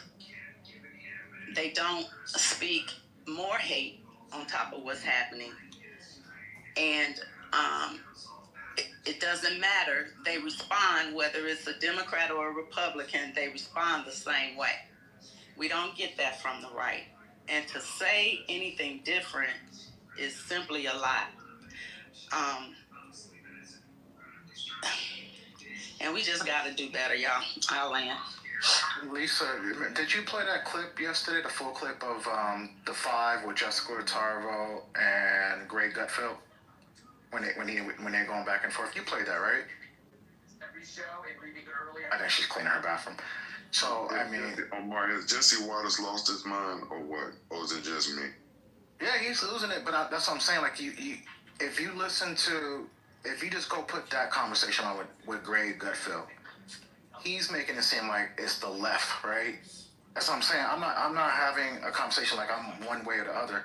I'm saying that I really feel like the division is crazy, and I'm hearing always just so many different things from different people. It's just it's sickening. Gutfeld is on the hard right. What do you expect him to do? It doesn't matter. He thinks it's you, though. He thinks you're the enemy. Anyone else, sir, off the Fox News channel, period.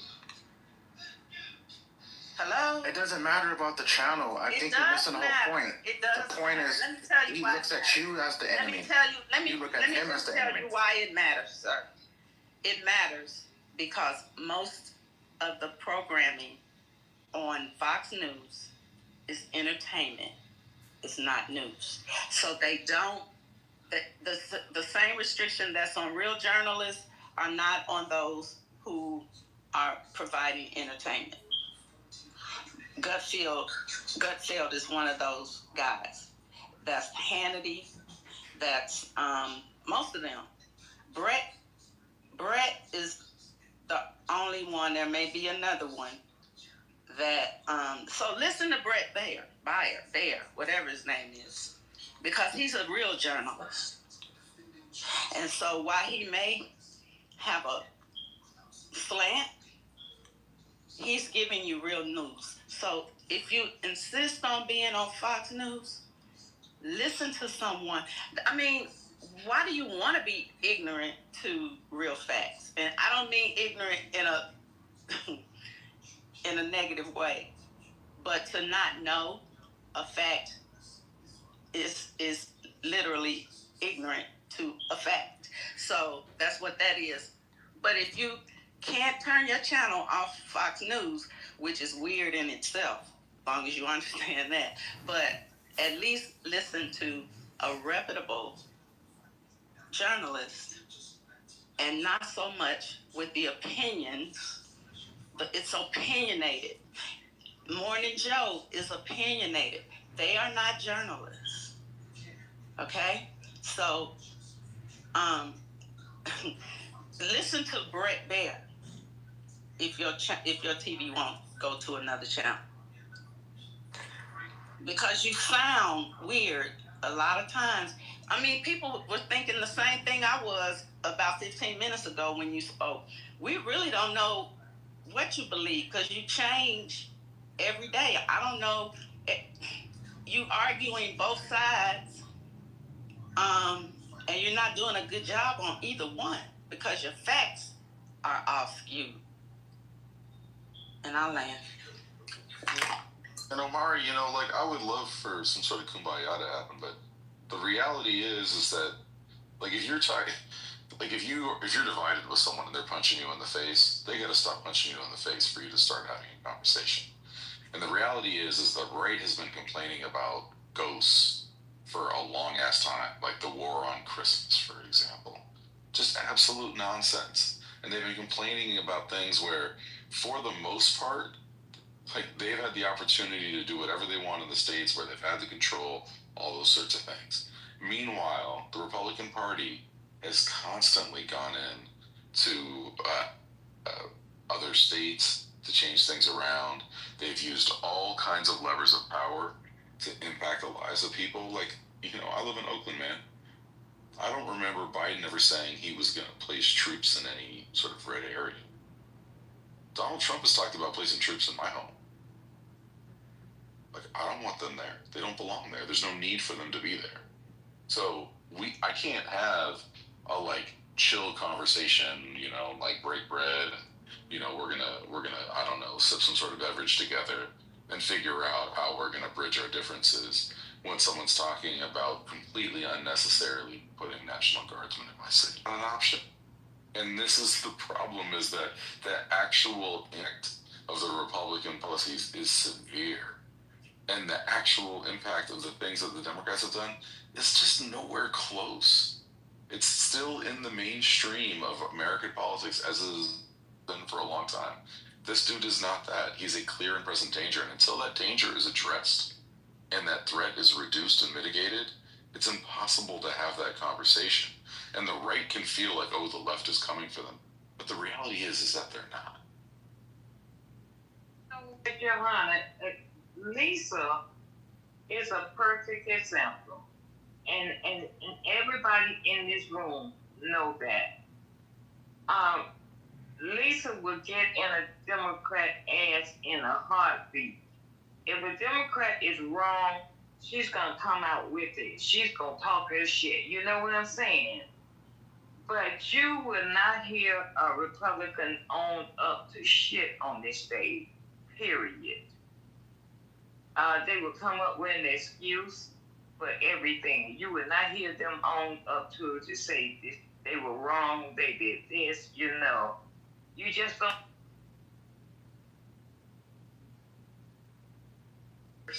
Facts, man. Sometimes I want to just sling Lisa around when she be talking about them. I can hear you. Check your telegram. Oh, I'm sorry. Check your That's telegram. so funny, you guys. No, we like consistency. I'm just like, and today I really felt myself coming out of body, but I don't mind. You lefties. You're true to a cause. I'm an independent. I might as well go to the left because being independent, I'm starting to think about it, is not really benefiting me one way or the other. Because I'm going to vote for who I want to vote for regardless of what banner, but I'll never be a Republican. I'll never be a Republican because of what the damage that I see is doing to my people. Because I'm a human being, of course, but I live in a community and no one has... I didn't choose to be set aside, I didn't choose a lot of things, but I do love my community. I do try to help as much as I can in my community. And these Republicans, I do not see it. And I'm trying, and the reason I want to talk to them, I'm saying it's not that I like talking to them, because I lost it today on them, and all that built up tension and anxiety and shit, it just came out today, and I apologize, because I was I saw myself out of my body. But I don't understand how you can watch an administration and a president continuously erase the gains that your forefathers put in place. You have no respect for the fact that people literally laid down their lives, bled out and died, hung from trees, drowned in rivers, castrated, mutilated, baby stoned to the gators up against walls. I don't want to keep going down it because you know what? And that's another thing you guys don't like. You guys don't like remembering history. You hate to go back and revisit the times where we had to suffer, the suffering that we went through, all the pain that we went through, all the humiliation that our grandmothers and great-grandmothers and great-great-grandmothers went through. You don't want to go back there, but other people who remember that they had to walk through them gas chambers and thousands upon thousands were killed, but you were also used as test dummies for the gas chambers. And you want to forget that, and you want to feel like, oh, now I'm here, now I arrived, now, you know, I my perception is that I have money, so I'm above all the rest of the suffrage that's still going on with your people. That's what really irks me about black MAGAs. I won't even say Republicans because I know some black Republicans who are trying to figure out what they're going to do because they got to leave the party. They have to leave the party. But the MAGAs, you guys are a rare scientific specimen that go down in the books of history. How you are sitting here celebrating and supporting a man who is trying to wipe out your legacy, your history, and maybe your future. It's crazy. And you're like, well, how? And then when I start going over all the things that he's doing, you're not even listening to listen. You're not even listening to even have a conversation. You're listening to try to backpedal and start talking about shit I'm not even talking about. So, one by one, we're seeing our rights being taken away from us. One by one, we're seeing our dreams, our hopes and dreams for our kids being dimmed further and further. You know what I'm saying? And how is that? Well, look at our schools. Look at what's going on in our communities with the blight and everything. Look at what the programs that are being cut. Look at the safety nets that are being eliminated. Look at the civil rights that people are saying are not so civil. Look at the fact that we had to beg, borrow, die, sit in, roll over, whatever, to get the ability to have affirmative action. The DEI, I mean, diversity and equity, I mean, that was applying to just everybody, handicapped people as well. But they put the jacket on us and we had to wear it. And then they start cutting that as well. So anything that's going to uplift a group of people who have a very unique history in this country, unlike any other person who came here from another country. The Indians were here first, and I feel the fact that they have just given up. They were almost fucking exterminated. And not only that, now they live on parcels of land that were given to them. Not the best pieces either, of their own fucking land. Are you talking about I'm talking about the people who were already here on this land. Those would be black people. Well, whatever you want to say at this point in time, okay? Whatever you want to say, I'll even jump in that car. But the mere fact that you sit here and let things and think it's okay, what's going on, is crazy. It's absolutely crazy. And then I open it up, and then after I think about my community, I look out and I look at other people who are in the same boat, poor and struggling people, working class people who are really suffering. I'm sitting here while you guys, I'm on mute, and I'm watching people who work for the government and who have been fired or in perception of fire. This one lady with her kids, her husband's now staying at home, and she's gonna go work at a bakery. Then she said, "I think I might just start baking cookies out of my kitchen." She thought her job was secure, and he's playing games with people's lives. So the shutdown now that's coming up in 5-10 days, He's saying to fire those people. He don't give a fuck. He's sitting on billions of dollars. And it's like, what? Firing? I thought you had the highest job numbers ever in the history known to the country of man ever. Lisa, but you will fire a motherfucker in a minute. It's not going to hold. The people will sue and get their jobs back eventually after the damage is done. But yeah, what's going to happen to them people when they can't make their payments? Hello, my family's one of them. Yeah. So yeah, I understand the pressure. You gotta eat. You got car payments. You have rent. You have a house note. You have school tuition. Your life just doesn't start. And he's playing games with your life. He's playing games with people's lives because he's building a 125 square foot ballroom, motherfucker. Yeah, but While everybody's trying to figure out how to keep the fucking lights on in their apartments and food that they can't fucking afford. Well, I thought they said it would take 3 years. He won't be in there anyway, will he? I'm sorry? I said it would take 3 years. His ass won't be there anyway, will he? Girl, I don't know. Do we know? Do we know? I don't think he ever gonna leave. Who gonna build a fucking ballroom that nobody even wants? We don't even have fucking balls anymore. We rarely go outside. And this nigga's building a 125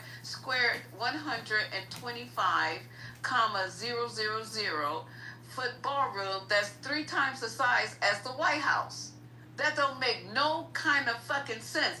And people who are volunteering to fund it, because it's supposedly all coming from donations, why they not donating to schools to help get laptops, desks, air conditioning, playground equipment, fixing the fucking schools up?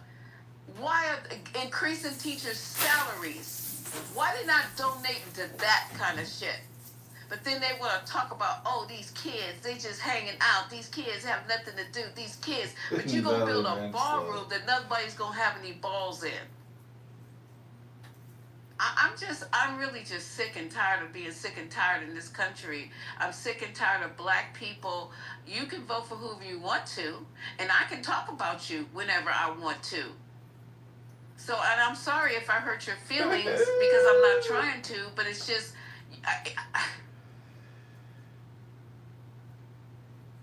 We on a Democratic plantation. Really? That's a fuck your feelings crowd, Lisa. That's who that is. And I want to tell everybody, our friend in the back, the Democrats are not shutting down the government. The Democrats hold no control over any part of the fucking government. We're the minority. Somebody is saying that, y'all. Somebody saying that. Of course they are. In the chat, yeah. You guys don't want to take your L's and wear them. You think that you're always winning. But they're watching TV. They I guarantee you she ain't watching nothing but Fox News. That's it. Yeah, right. Because they're the only ones saying that shit. At all are shutting down the government. Because they're asking, you know what they're asking for? Why Trump don't want to talk to them? You don't know that part, do you? So put in the chat what the guys are asking for, why Trump canceled the meeting. Put in the chat while you type in all this other shit. Put in the chat. We'll wait. Whoever typed in that the Dems are shutting down the government, put in the chat what they're asking for. And while she's doing that, let me say this real quick, y'all. Can you imagine the Dems have a big trial going on about pedophilia, and they try, and on the other hand, trying to build a damn ballroom? Like, that's what the problem is now. They party, they overdoing it with the partying. So let's build a big ass ballroom in the White House, and we can frolic. You know, we can frolic around the White House. So we can stay. Niggas gonna be invited to it though. It's crazy. It's crazy. Mike, you think you're gonna be at the ball, baby? If you do, I'll be your date. And Cindy will be there. He likes I have no desire to be there. Mike's gonna be there. She do. I'll be your date. No, I wouldn't take you there, but because I have no desire to be there. So. Give me the asshole with the fucking. And I'm gonna try to give that joke to Kimmel. See if I can get paid for that joke. But I definitely don't want to go to the Democratic plantation. I don't want the butter biscuits. I don't want the catfish nuggets. That catfish and butter biscuits is good. No, it's not. The Democratic plantation. That's what keeps you hypnotized. And so original. Arugula. That's what keeps you hypnotized, Lisa. I'm hypnotized, baby, with some butter biscuits. You ain't never lied about that. Mike, you don't like arugula? You ain't told another lie. He's eating arugula, and I'd rather take the goddamn butter biscuits. I'm sorry, Mike. And you know, with Biden and all, you know, with the Biden sexuals, I know that the macaroni and cheese has raisins in it over there. Listen, The macaroni and cheese has raisins. Hey, Lisa. No, I've had occasional raisin fetish too, Mike. It's all right. Lisa, can I supplement? Yeah, you can do whatever you want to. It's a 420. Go ahead. I'll speak after you. Go ahead. I'm done. Go ahead, Sam. I'm sorry. So, Sister Lisa, like, I want to acknowledge what you were saying. I'm glad you said it about the rhetoric about the MAGAs, the black MAGAs, because I just came from a room where I got booted out. It's called the Tavern Lounge, the Truth Seekers. I don't know if you guys are familiar with it. I didn't know they were conservative until they started talking about, oh my God, Charlie Kirk is with the Holy Spirit. So, anyways, there's a guy that made a comment, and the guy follows me. He's a fellow Muslim brother of mine. He came in there and made a comment about the IDF or whatever. And of course, it was hateful. You know, I'm not going to agree with it.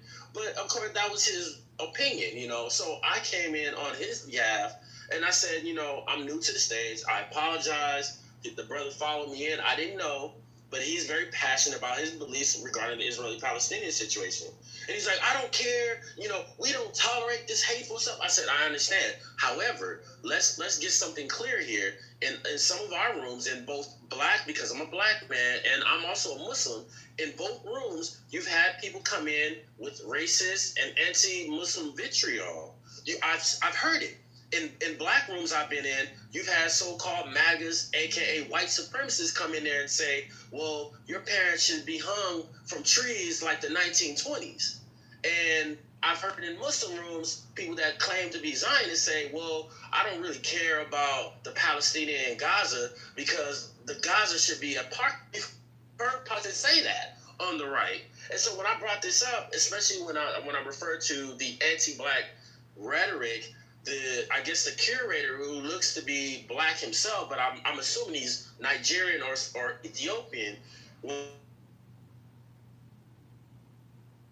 he automatically, he's like, I don't want to hear it. I don't want to hear it. And it's like, well, you want to hate speech that comes from your end. It's called free speech, according to you. So you can't have it both ways. And so immediately, like, as soon as I started getting in their ass, they kicked me out. So I'm glad you said that, sister, because that shit is an anomaly. When I hear a black man tell another black man, I don't want to hear about racism and being hung from trees in the 1920s, but then you're okay with people talking about Charlie Kirk is with the Holy Spirit, the same man who said that the 1964 Civil Rights Act was a mistake. I don't know. I don't get it. So I want to acknowledge that, sis. Let me get in on this. Let me get in real quick on this. Michael. So, my bad. You trying to go? You trying to go? I was, but you can go ahead. I get on after you done. No, I had told Lisa earlier today I was going to read something to her. Well, to the room. Ah, damn. Excuse me, guys, but I hit it. It disappeared, but okay. I got it again. It says, I, Senator Emanuel Jones, stand before you now deeply troubled when Representative David Scott votes in favor of House Resolution 719 to honor the life and legacy of Charlie James Kirk. It isn't just a vote. It's a betrayal of democracy, equality, and the dignity every citizen of Georgia's 13th congressional district deserves. A person elected to represent all of us, of every race, background, minority must hold firm to the values of fairness, respect, and justice. Yet this resolution lifts up someone whose words and actions have repeatedly undermined those values. During my 21 years of public service, I have never sold out those I represent. This is clear evidence of just how out of touch Representative David Scott has become. To honor Charlie Kirk is, for many of us, nothing less than a slap in the face. And it is a shameful embarrassment to those of us who believe in unity and decency and recognizing each person's worth. His rhetoric has not simply offended, it has hurt. It has deepened, divided. It has questioned the competence and humanity of Black people. Here are two statements from Charlie Kirk that show why this resolution is so disturbing. If I see a Black pilot, I'm going to be like, boy, I hope he's qualified. If I'm dealing with somebody in customer service who's a moronic Black woman, I wonder if she's there because of her excellence, or is she there because of affirmative action? These are not isolated snips. These are revealing moments, showing how he views the ability and worth of Black individuals through suspicion, through demeaning assumption. When a person with such views is given honor in our halls of government, it sends a message that it's okay to question the legitimacy of people simply because of their race, that our principles of equality and justice are flexible and negotiable. That message is unacceptable. So I call on you, constituents of Georgia in the 13th Congressional District, and to my colleagues, it is time we raise our voice. It is time we stand firm. It is time we make clear what we believe in. We must evaluate where this country is headed and whether we can continue to elect people who fail to defend the most basic ideas of human dignity and democratic equality.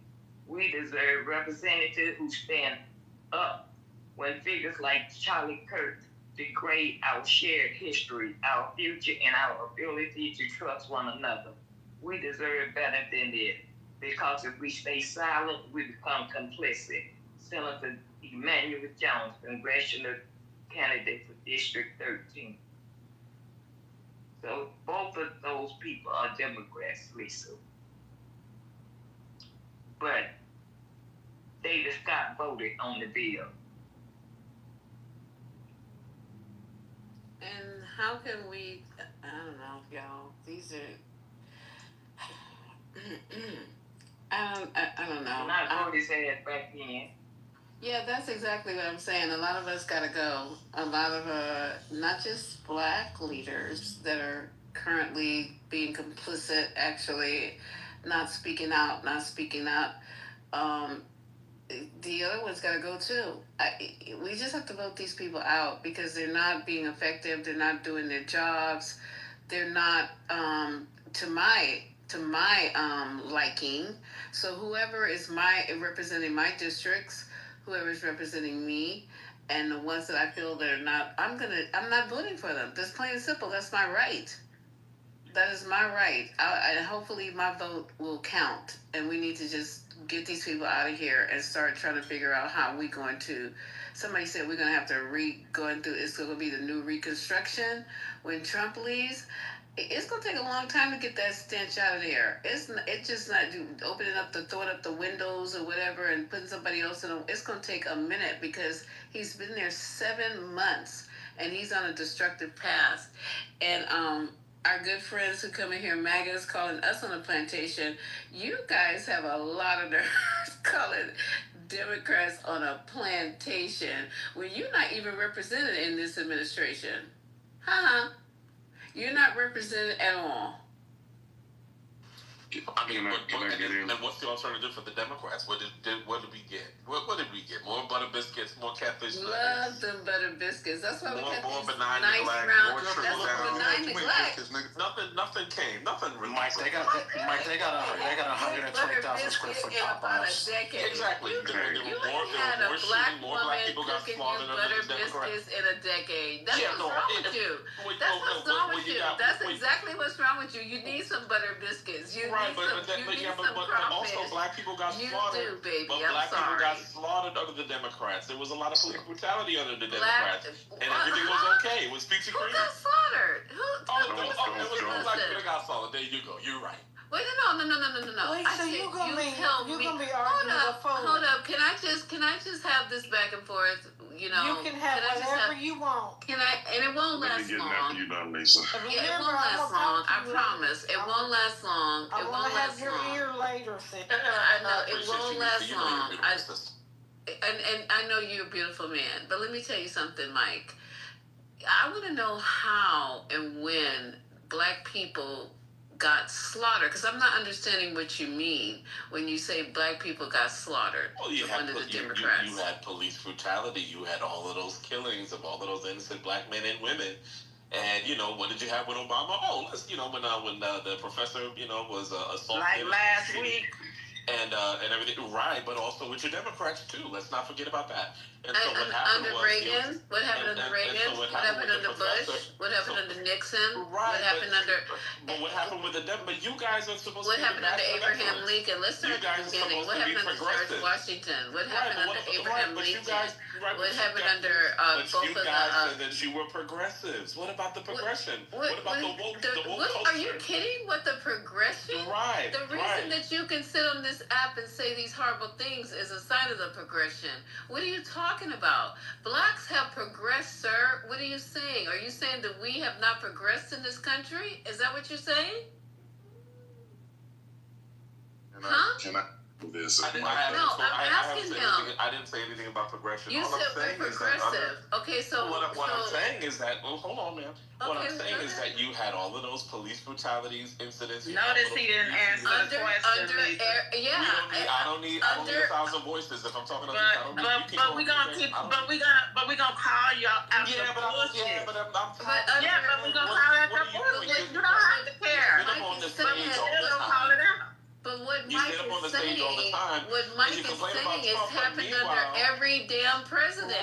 There hasn't been a president that there has not been black bodies that have gone down, sir. Under police brutality, under discrimination, under hatred. These presidents can't solve those problems, what's in your heart and what's in your soul. There's not a president. Jesus can't solve those fucking problems. So you're looking for a president to solve it? Jesus can't do it. Jesus can't do it, sir. Donald Trump is pedestalizing Charlie Kirk, but we couldn't get anything. Again, it's a lot of excuses. So Donald Trump is uplifting. You're using that as an example that your president is uplifting a racist and deifying him as an example. Absolutely. So who the hell do you think that we should have been deifying? We don't have any Black Panthers that have been shot in the neck. President Obama, he stood up for. What was the young man who got killed by the fat dude in Florida? I can't think of Trayvon Martin. Trayvon. Well, it was the fat dude in Florida. It was. I'm sorry, and giving thanks to Trayvon. God bless you, young man. And I know you're resting in power. You understand me, Trayvon? Because you paved the way for all black little boys to wear hoodies without being shot in the back of their motherfucking head. So let me tell you something. And hold up, baby, hold up. So because of that, when our president said Trayvon Martin could be my son, he was fucking vilified. But you let Trump, and that was an innocent baby. That was an innocent young man just going to get some Skittles. God bless him. God bless him. And then we got somebody who sits around and denigrates and devalues and demoralizes your people, your women, your children, and you think you're going to hold him up as a deity. And like, look what we got. Look what our president did. No, I didn't hear me say all of that. All I'm saying is at the end of the day, if I could get a word in, if I could get a word in. I'm sorry, I'm talking over you. I didn't mean to. No, it's about Can I get in after Mike? Can I get back in this thing? Oh, Lord, calm down. At the end of the day, you know, at the end of the Lord, how many people are going to talk? Go ahead, Mike. Can you let Mike land so we can let the other Mike? Go ahead, Mike. Okay, go ahead. At the end of the day, it's like this. The Democrats are supposed to be the progressives. They're supposed to be the ones that are the bastion of excellence. And they're doing well for everybody, and they're doing all of these amazing things. And time after time after time, Black people are still not being serviced. Black people are still not getting reparations. Black people are still not getting protected status. Black people are still not receiving the rights that they're supposed to. More importantly, calm down. I don't really feel what you. Yeah, but you don't have the land. You can't have a podcast, sir. I barely started talking and you're. No, you've been talking. You were lying about how long you've been lying. Right, but you started battling on Mike. I don't really want to talk to you, Deborah. Let him land. So you know. On if you just don't let them land. Yeah, they interrupt you all the time because the truth of the matter is that a lot of you guys are comfortable with the Democrats. You're comfortable being low to sleep, and meanwhile they don't do anything for you. We are. We're perfectly so the Republicans have got me reparations. The Republicans have got me reparations. The Republicans have stopped police killing of the black population. The Republicans have got me a better education. The Republicans have gotten me everything that the Democrats have not gotten me. Okay, so I see the light. I see the light. Who knew? The Republicans have not, they don't do it the way they used to. You know, the Ku Klux Klan don't wear hoods anymore, sir. They run for office. That's what they do. And they cut things like affirmative action. Have you ever needed to, it took advantage of affirmative action, Mike, maybe unbeknownst to you. They get rid of things like DEI. They cut your health care. They cut your school programs like after school. They cut free lunch. This is stuff that we put our taxes that are taken out of my check against my will. But I don't mind, Mike, because these people who are struggling, who don't have doors swing open for them because they daddy did this and daddy do that. They get in these corporations and they hire their kids, they hire their kids' friends or whatever.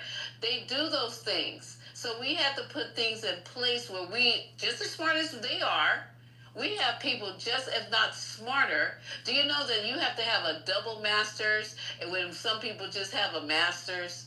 And most black people are overly qualified and not underqualified. And they go into these jobs and they have to prove themselves every fucking day they clock in.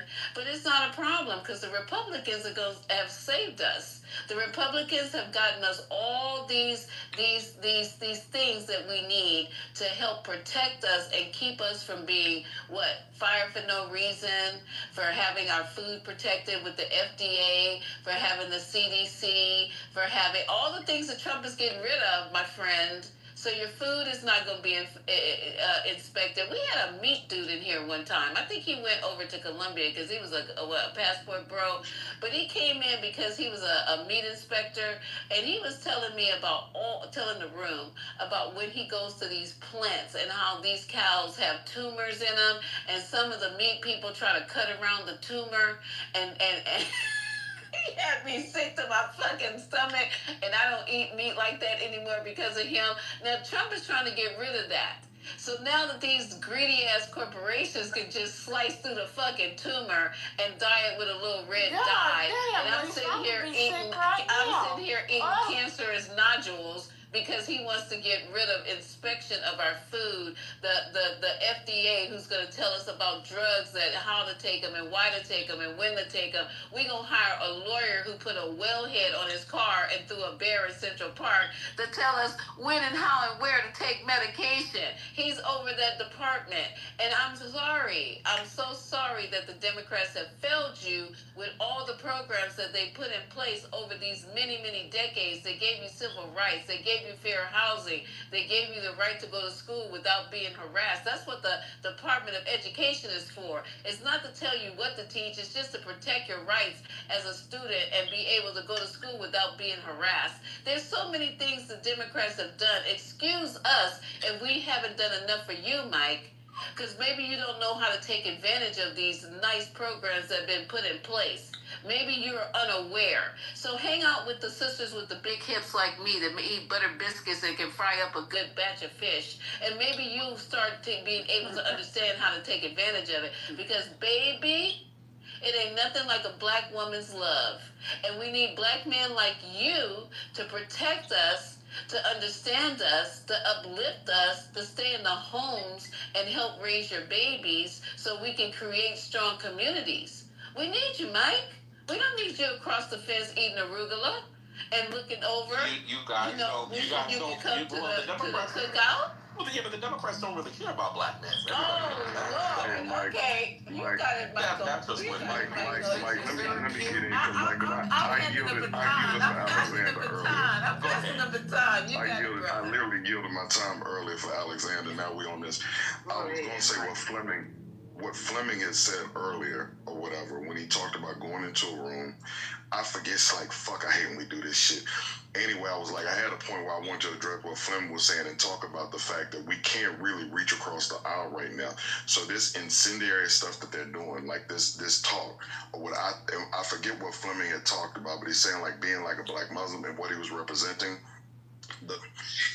We literally have where like a man got lynched. So somebody was talking about this whole situation. Like we had two men have gotten lynched, two black men have gotten lynched. The one that got lynched in Mississippi, he had his arms broken, his legs broken. They called it a suicide.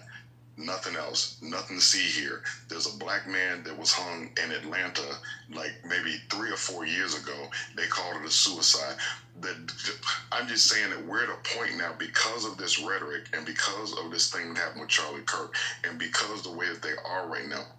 Anybody that's black that is supporting this is crazy. And I actually get what Mike P was saying, or I think I get what he's saying, or I'm gonna like take the point and expound on it.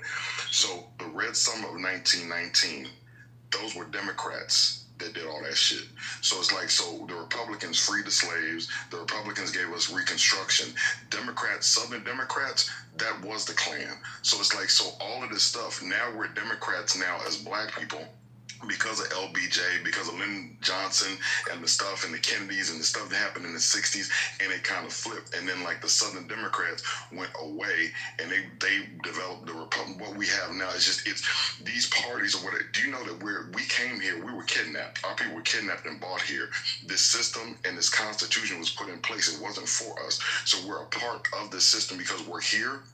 But when y'all start talking Republicans and Democrats, we'll be on that right now. They are literally taking and lynching black people, and they're not getting, nothing's happening. There's no investigation. They're calling it suicide. What black person, that breaks their own arms and legs and then hangs themselves, and they're not investigating the shit. So I'm just saying that's where we're at now. So it's like, so all this back and forth, that's why it's like, if you want to support Donald Trump, you want to support MAGA, I get it. I know what side you're on right now. And it's like, I have nothing to say. The lines of communication need to be closed. And to what dude was talking about earlier that was in that room, they got kicked out. I'm saying, where we at right now, they're literally killing us. So it's like all this like back and forth. It's just like, this shit's a joke. And then like Trump goes to UN and he defecates on the whole world. He tells people they don't know how to run their countries. I'm saying, do y'all see where we at right now? It's like, am I the only person that's seeing this?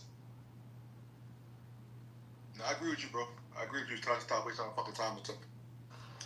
Again, you Yeah, I still agree with have that. it I would doesn't like to change go, the fact. please. It doesn't change the fact that I would there like were to go, black. please. Mike It still has doesn't talked change the enough. fact. It I still would like doesn't to change go, the fact that please. there were black people that were. I would like to go, please.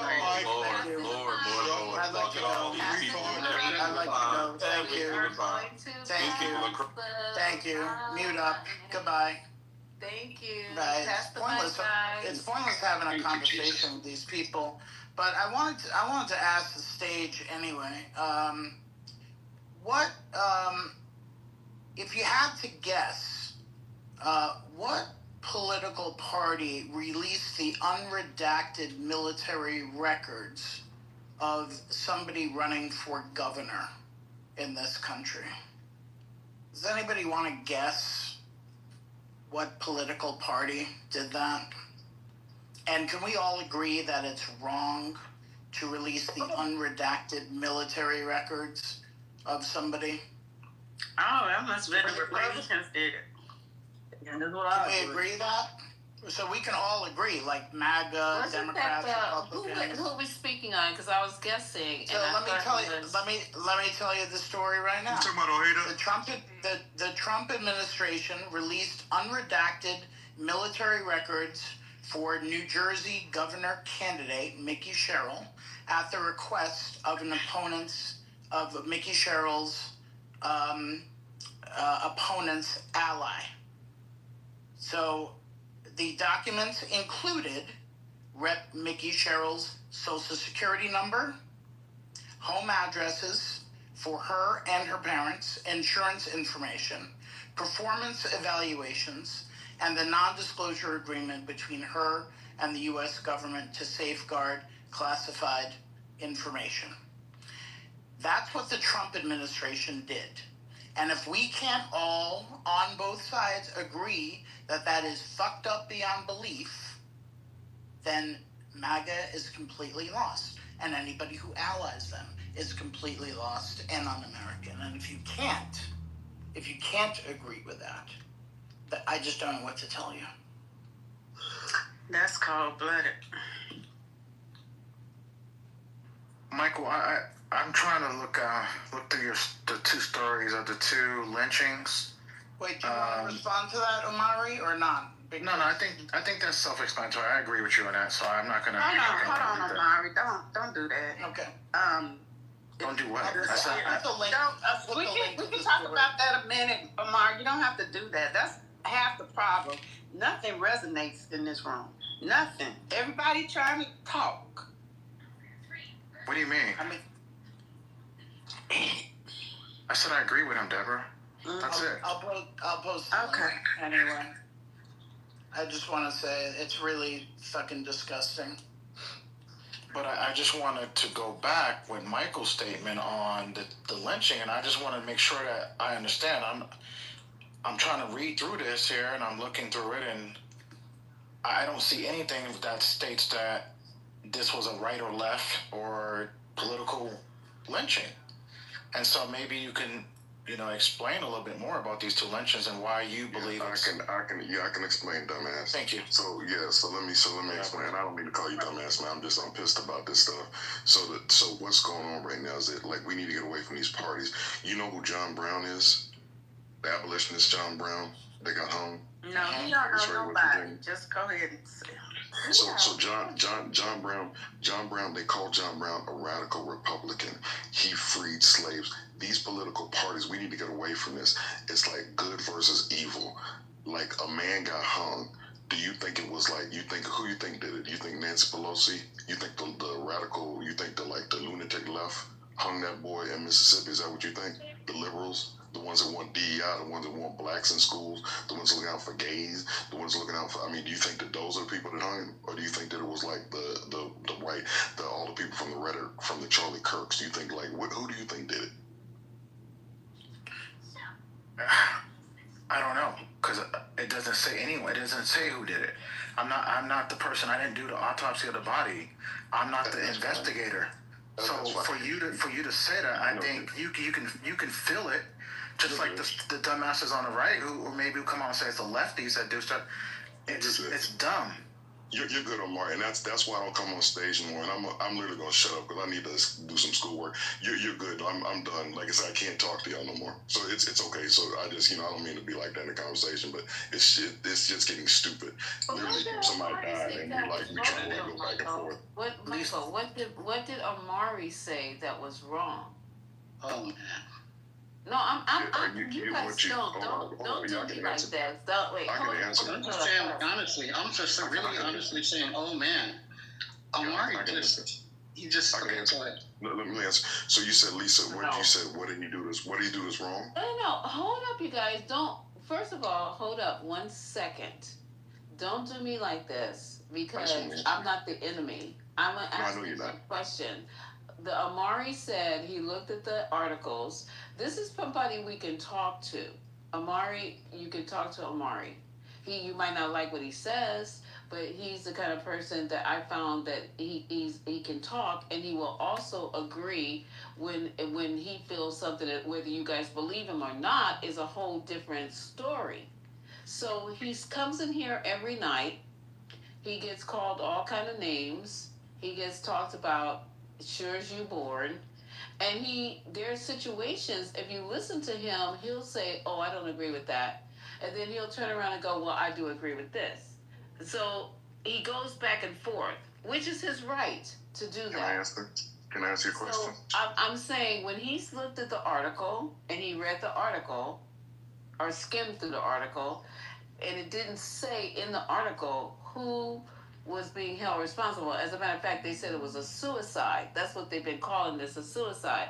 So then you ask him a question, who do you think it was the radical left? And he goes, no, not the same way. I don't think when they call it's the radical left who is out there attempting to kill or killing people on the right. And I was asking what was wrong with that answer that he gave. So and I'm trying to answer that question.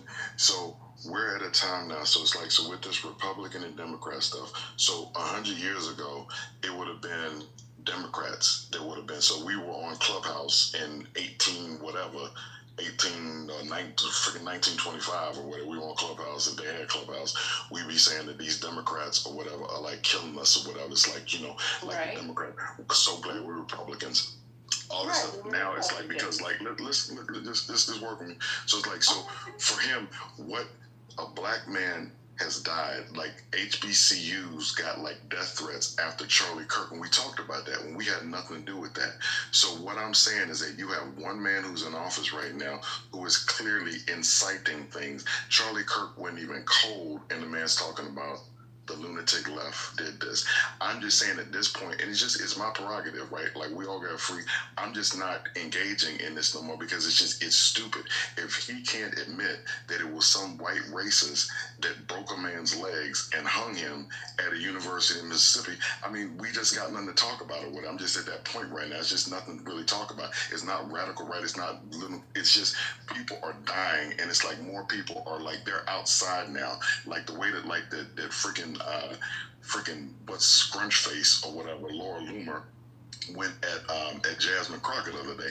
They are literally emboldened now because of because they got their martyr, because they got Charlie Kirk, they got their martyr, and now like just all the stuff that he said, now it's like they can be bold or whatever. It's like, no, we're gonna say that because he died for this or whatever. It's like, I'm just saying, so people that are on that side, I just got nothing to say to them. And I'm just saying that's just where I'm at now. I don't come on stage that much anyway, and I'm just gonna stop coming on, because it's stupid at this point to me. I mean, that's your we don't have any more time left. This is ridiculous. When we go back and forth like this, well, anyway, I shouldn't even be talking, because if this is what this is for, then, y'all can have it. So this is what y'all do. I don't get this. I'm not getting it. And maybe I'm dumb. Maybe I'm slow. It's called the turtle in the shell. Backwards. Maybe I'm a turtle in a shell. No. It's called, that's what they do. They put their head out, and then when they put their head back in and go back in their shell instead of just having a conversation. Because we can easily just say, please, Omar, because I like Omar, and I'm saying Omar does have good points. I'm just saying that for me, it's when I wake up in the morning, I look at stuff on Twitter, and when I see this, or like not Twitter, like Instagram, and when I see this man in New Jersey, I just saw this video today where he literally talked about like the segregation of schools in Newark, and he talked about white scores and black test scores. And he talked about would white people be upset or would black people be upset if they were talking. He's basically advocating for segregation.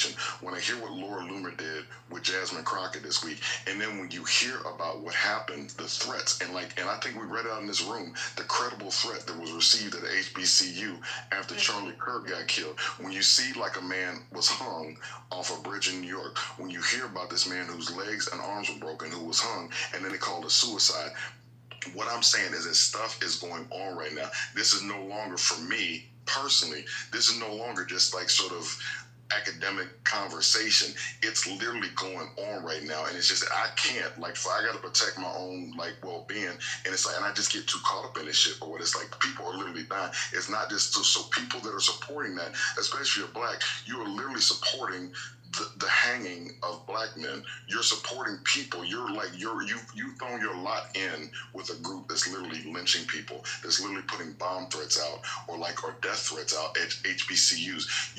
Who are you? I'm just saying, it's sort of like a dividing line in history for me right now. It's like you're either on one side or you're not. And right now, I just don't have the patience to go back and forth. And that's all. I'm just making a choice. But I'm saying keep doing this. I enjoy listening to stuff in the rooms. I just need to I'm taking myself out of the conversation because I'm getting too caught up in it. Right, and I completely understand that. But Mike, can I go? Because you're going to piss them off, Mike, and it's going to... can I just finish? We got to have a conversation. We got to keep it balanced. Because right now it's kind of a serious conversation about the lynching. But I get it.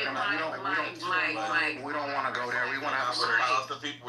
Can we get some control on the stage? I just told them, Spirit, can you hold on? Because I want to hear all you guys. Wait a minute, why did you Who threw him down? Because Michael did start talking first. Who threw him down? I don't do it, so you know it wasn't me. It wasn't me. He did start talking first. Now, I cut him off. No, so I did cut, but I know... Yeah, you did cut him off. But you know the reason why I cut him? Because I know right now that was a serious thing. Two black men were killed. And it's not a time to be joking about that. Point blank. Nobody's joking about it. No, but I know my brother Mike. And I don't want him to say I'm sure that Mike is not that ignorant. That he's gonna joke about it. And if he is that ignorant, then we're gonna have a bigger problem. It's been done before. Mike, can you just use caution? Come on, Mike, don't use caution. What are you talking about? This is the thing I was talking about the other night. When one person got a conversation, that's a grown-ass man, two grown men, as a matter of fact, two grown men, Michael and Mike. But you gotta read the room too, Alex. 2 or 3. No, I'm reading the room. Well, he don't need 2 or 3 people jumping in on the conversation. It's over, okay? It's over. The conversation is over with. Go ahead, Mike. I'm sorry. I didn't mean to cut you off, bro. Go ahead. No, you're fine. Listen. Let that conversation go. Let's start something there. See, because you guys don't understand. It's shit don't. It's like I always told Lisa, I could stand 10 toes down with one person, but I cannot take 2 or 3 people coming at me at one time, especially when it's not their damn conversation. There's nothing you guys don't say gonna change what that man said. Right, and what's going on here and what's going on in our country is very serious. Now, we can have a room and we can do that tomorrow, Saturday, or whatever. And we can come in here and we can talk to each other and we can agree and we can massage each other's shoulders and we can make everybody feel okay. And I can hand out, medication at the door and we can smoke reefer. I'm going to show you how old I am. And we can do all that kind of shit. But I'm telling you guys, I don't know where you guys live. I don't know what you do for a living. I don't know if you even go outside. Don't even know. Because I go to work every day and then I come home. And when I'm at work, there is not one day that I'm in a situation where everybody is in agreement about what's going on in this country. Not one day. And I work with different people every single day. So when I'm talking to them, I'm listening, I give my opinion, they give their opinion, we go back and forth. Nobody, as far as celebrating this man who was hung, I don't think that nobody in here is gonna do that, because if you do that, you're definitely in the wrong space. You're definitely in the wrong space. I'm gonna say that out loud, right? But if you're here to push back, if you're on the Republican side right now, there's a lot of shit that you should think about. And what I'm here to do is give you food for thought. And if you want to keep pushing back on me, that's fine. I have the shoulders to be able to do it. A lot of people in here can't. They cannot do it. They can't stomach it. They don't want to stomach it. They don't want to hear you. They don't want to go back and forth with you. They don't want nothing to do with you as far as MAGA is concerned. But, I'm a different type of person. So if it's up to you, I understand that. You don't have to come on the stage. You don't even have to come in the room. You won't be offending me. You'll be helping yourself. Because you have to protect your own peace of mind. You have to protect your own mentality. But I can't tell you how many people I've talked to and they have thought about some stuff that I said and they come back the next day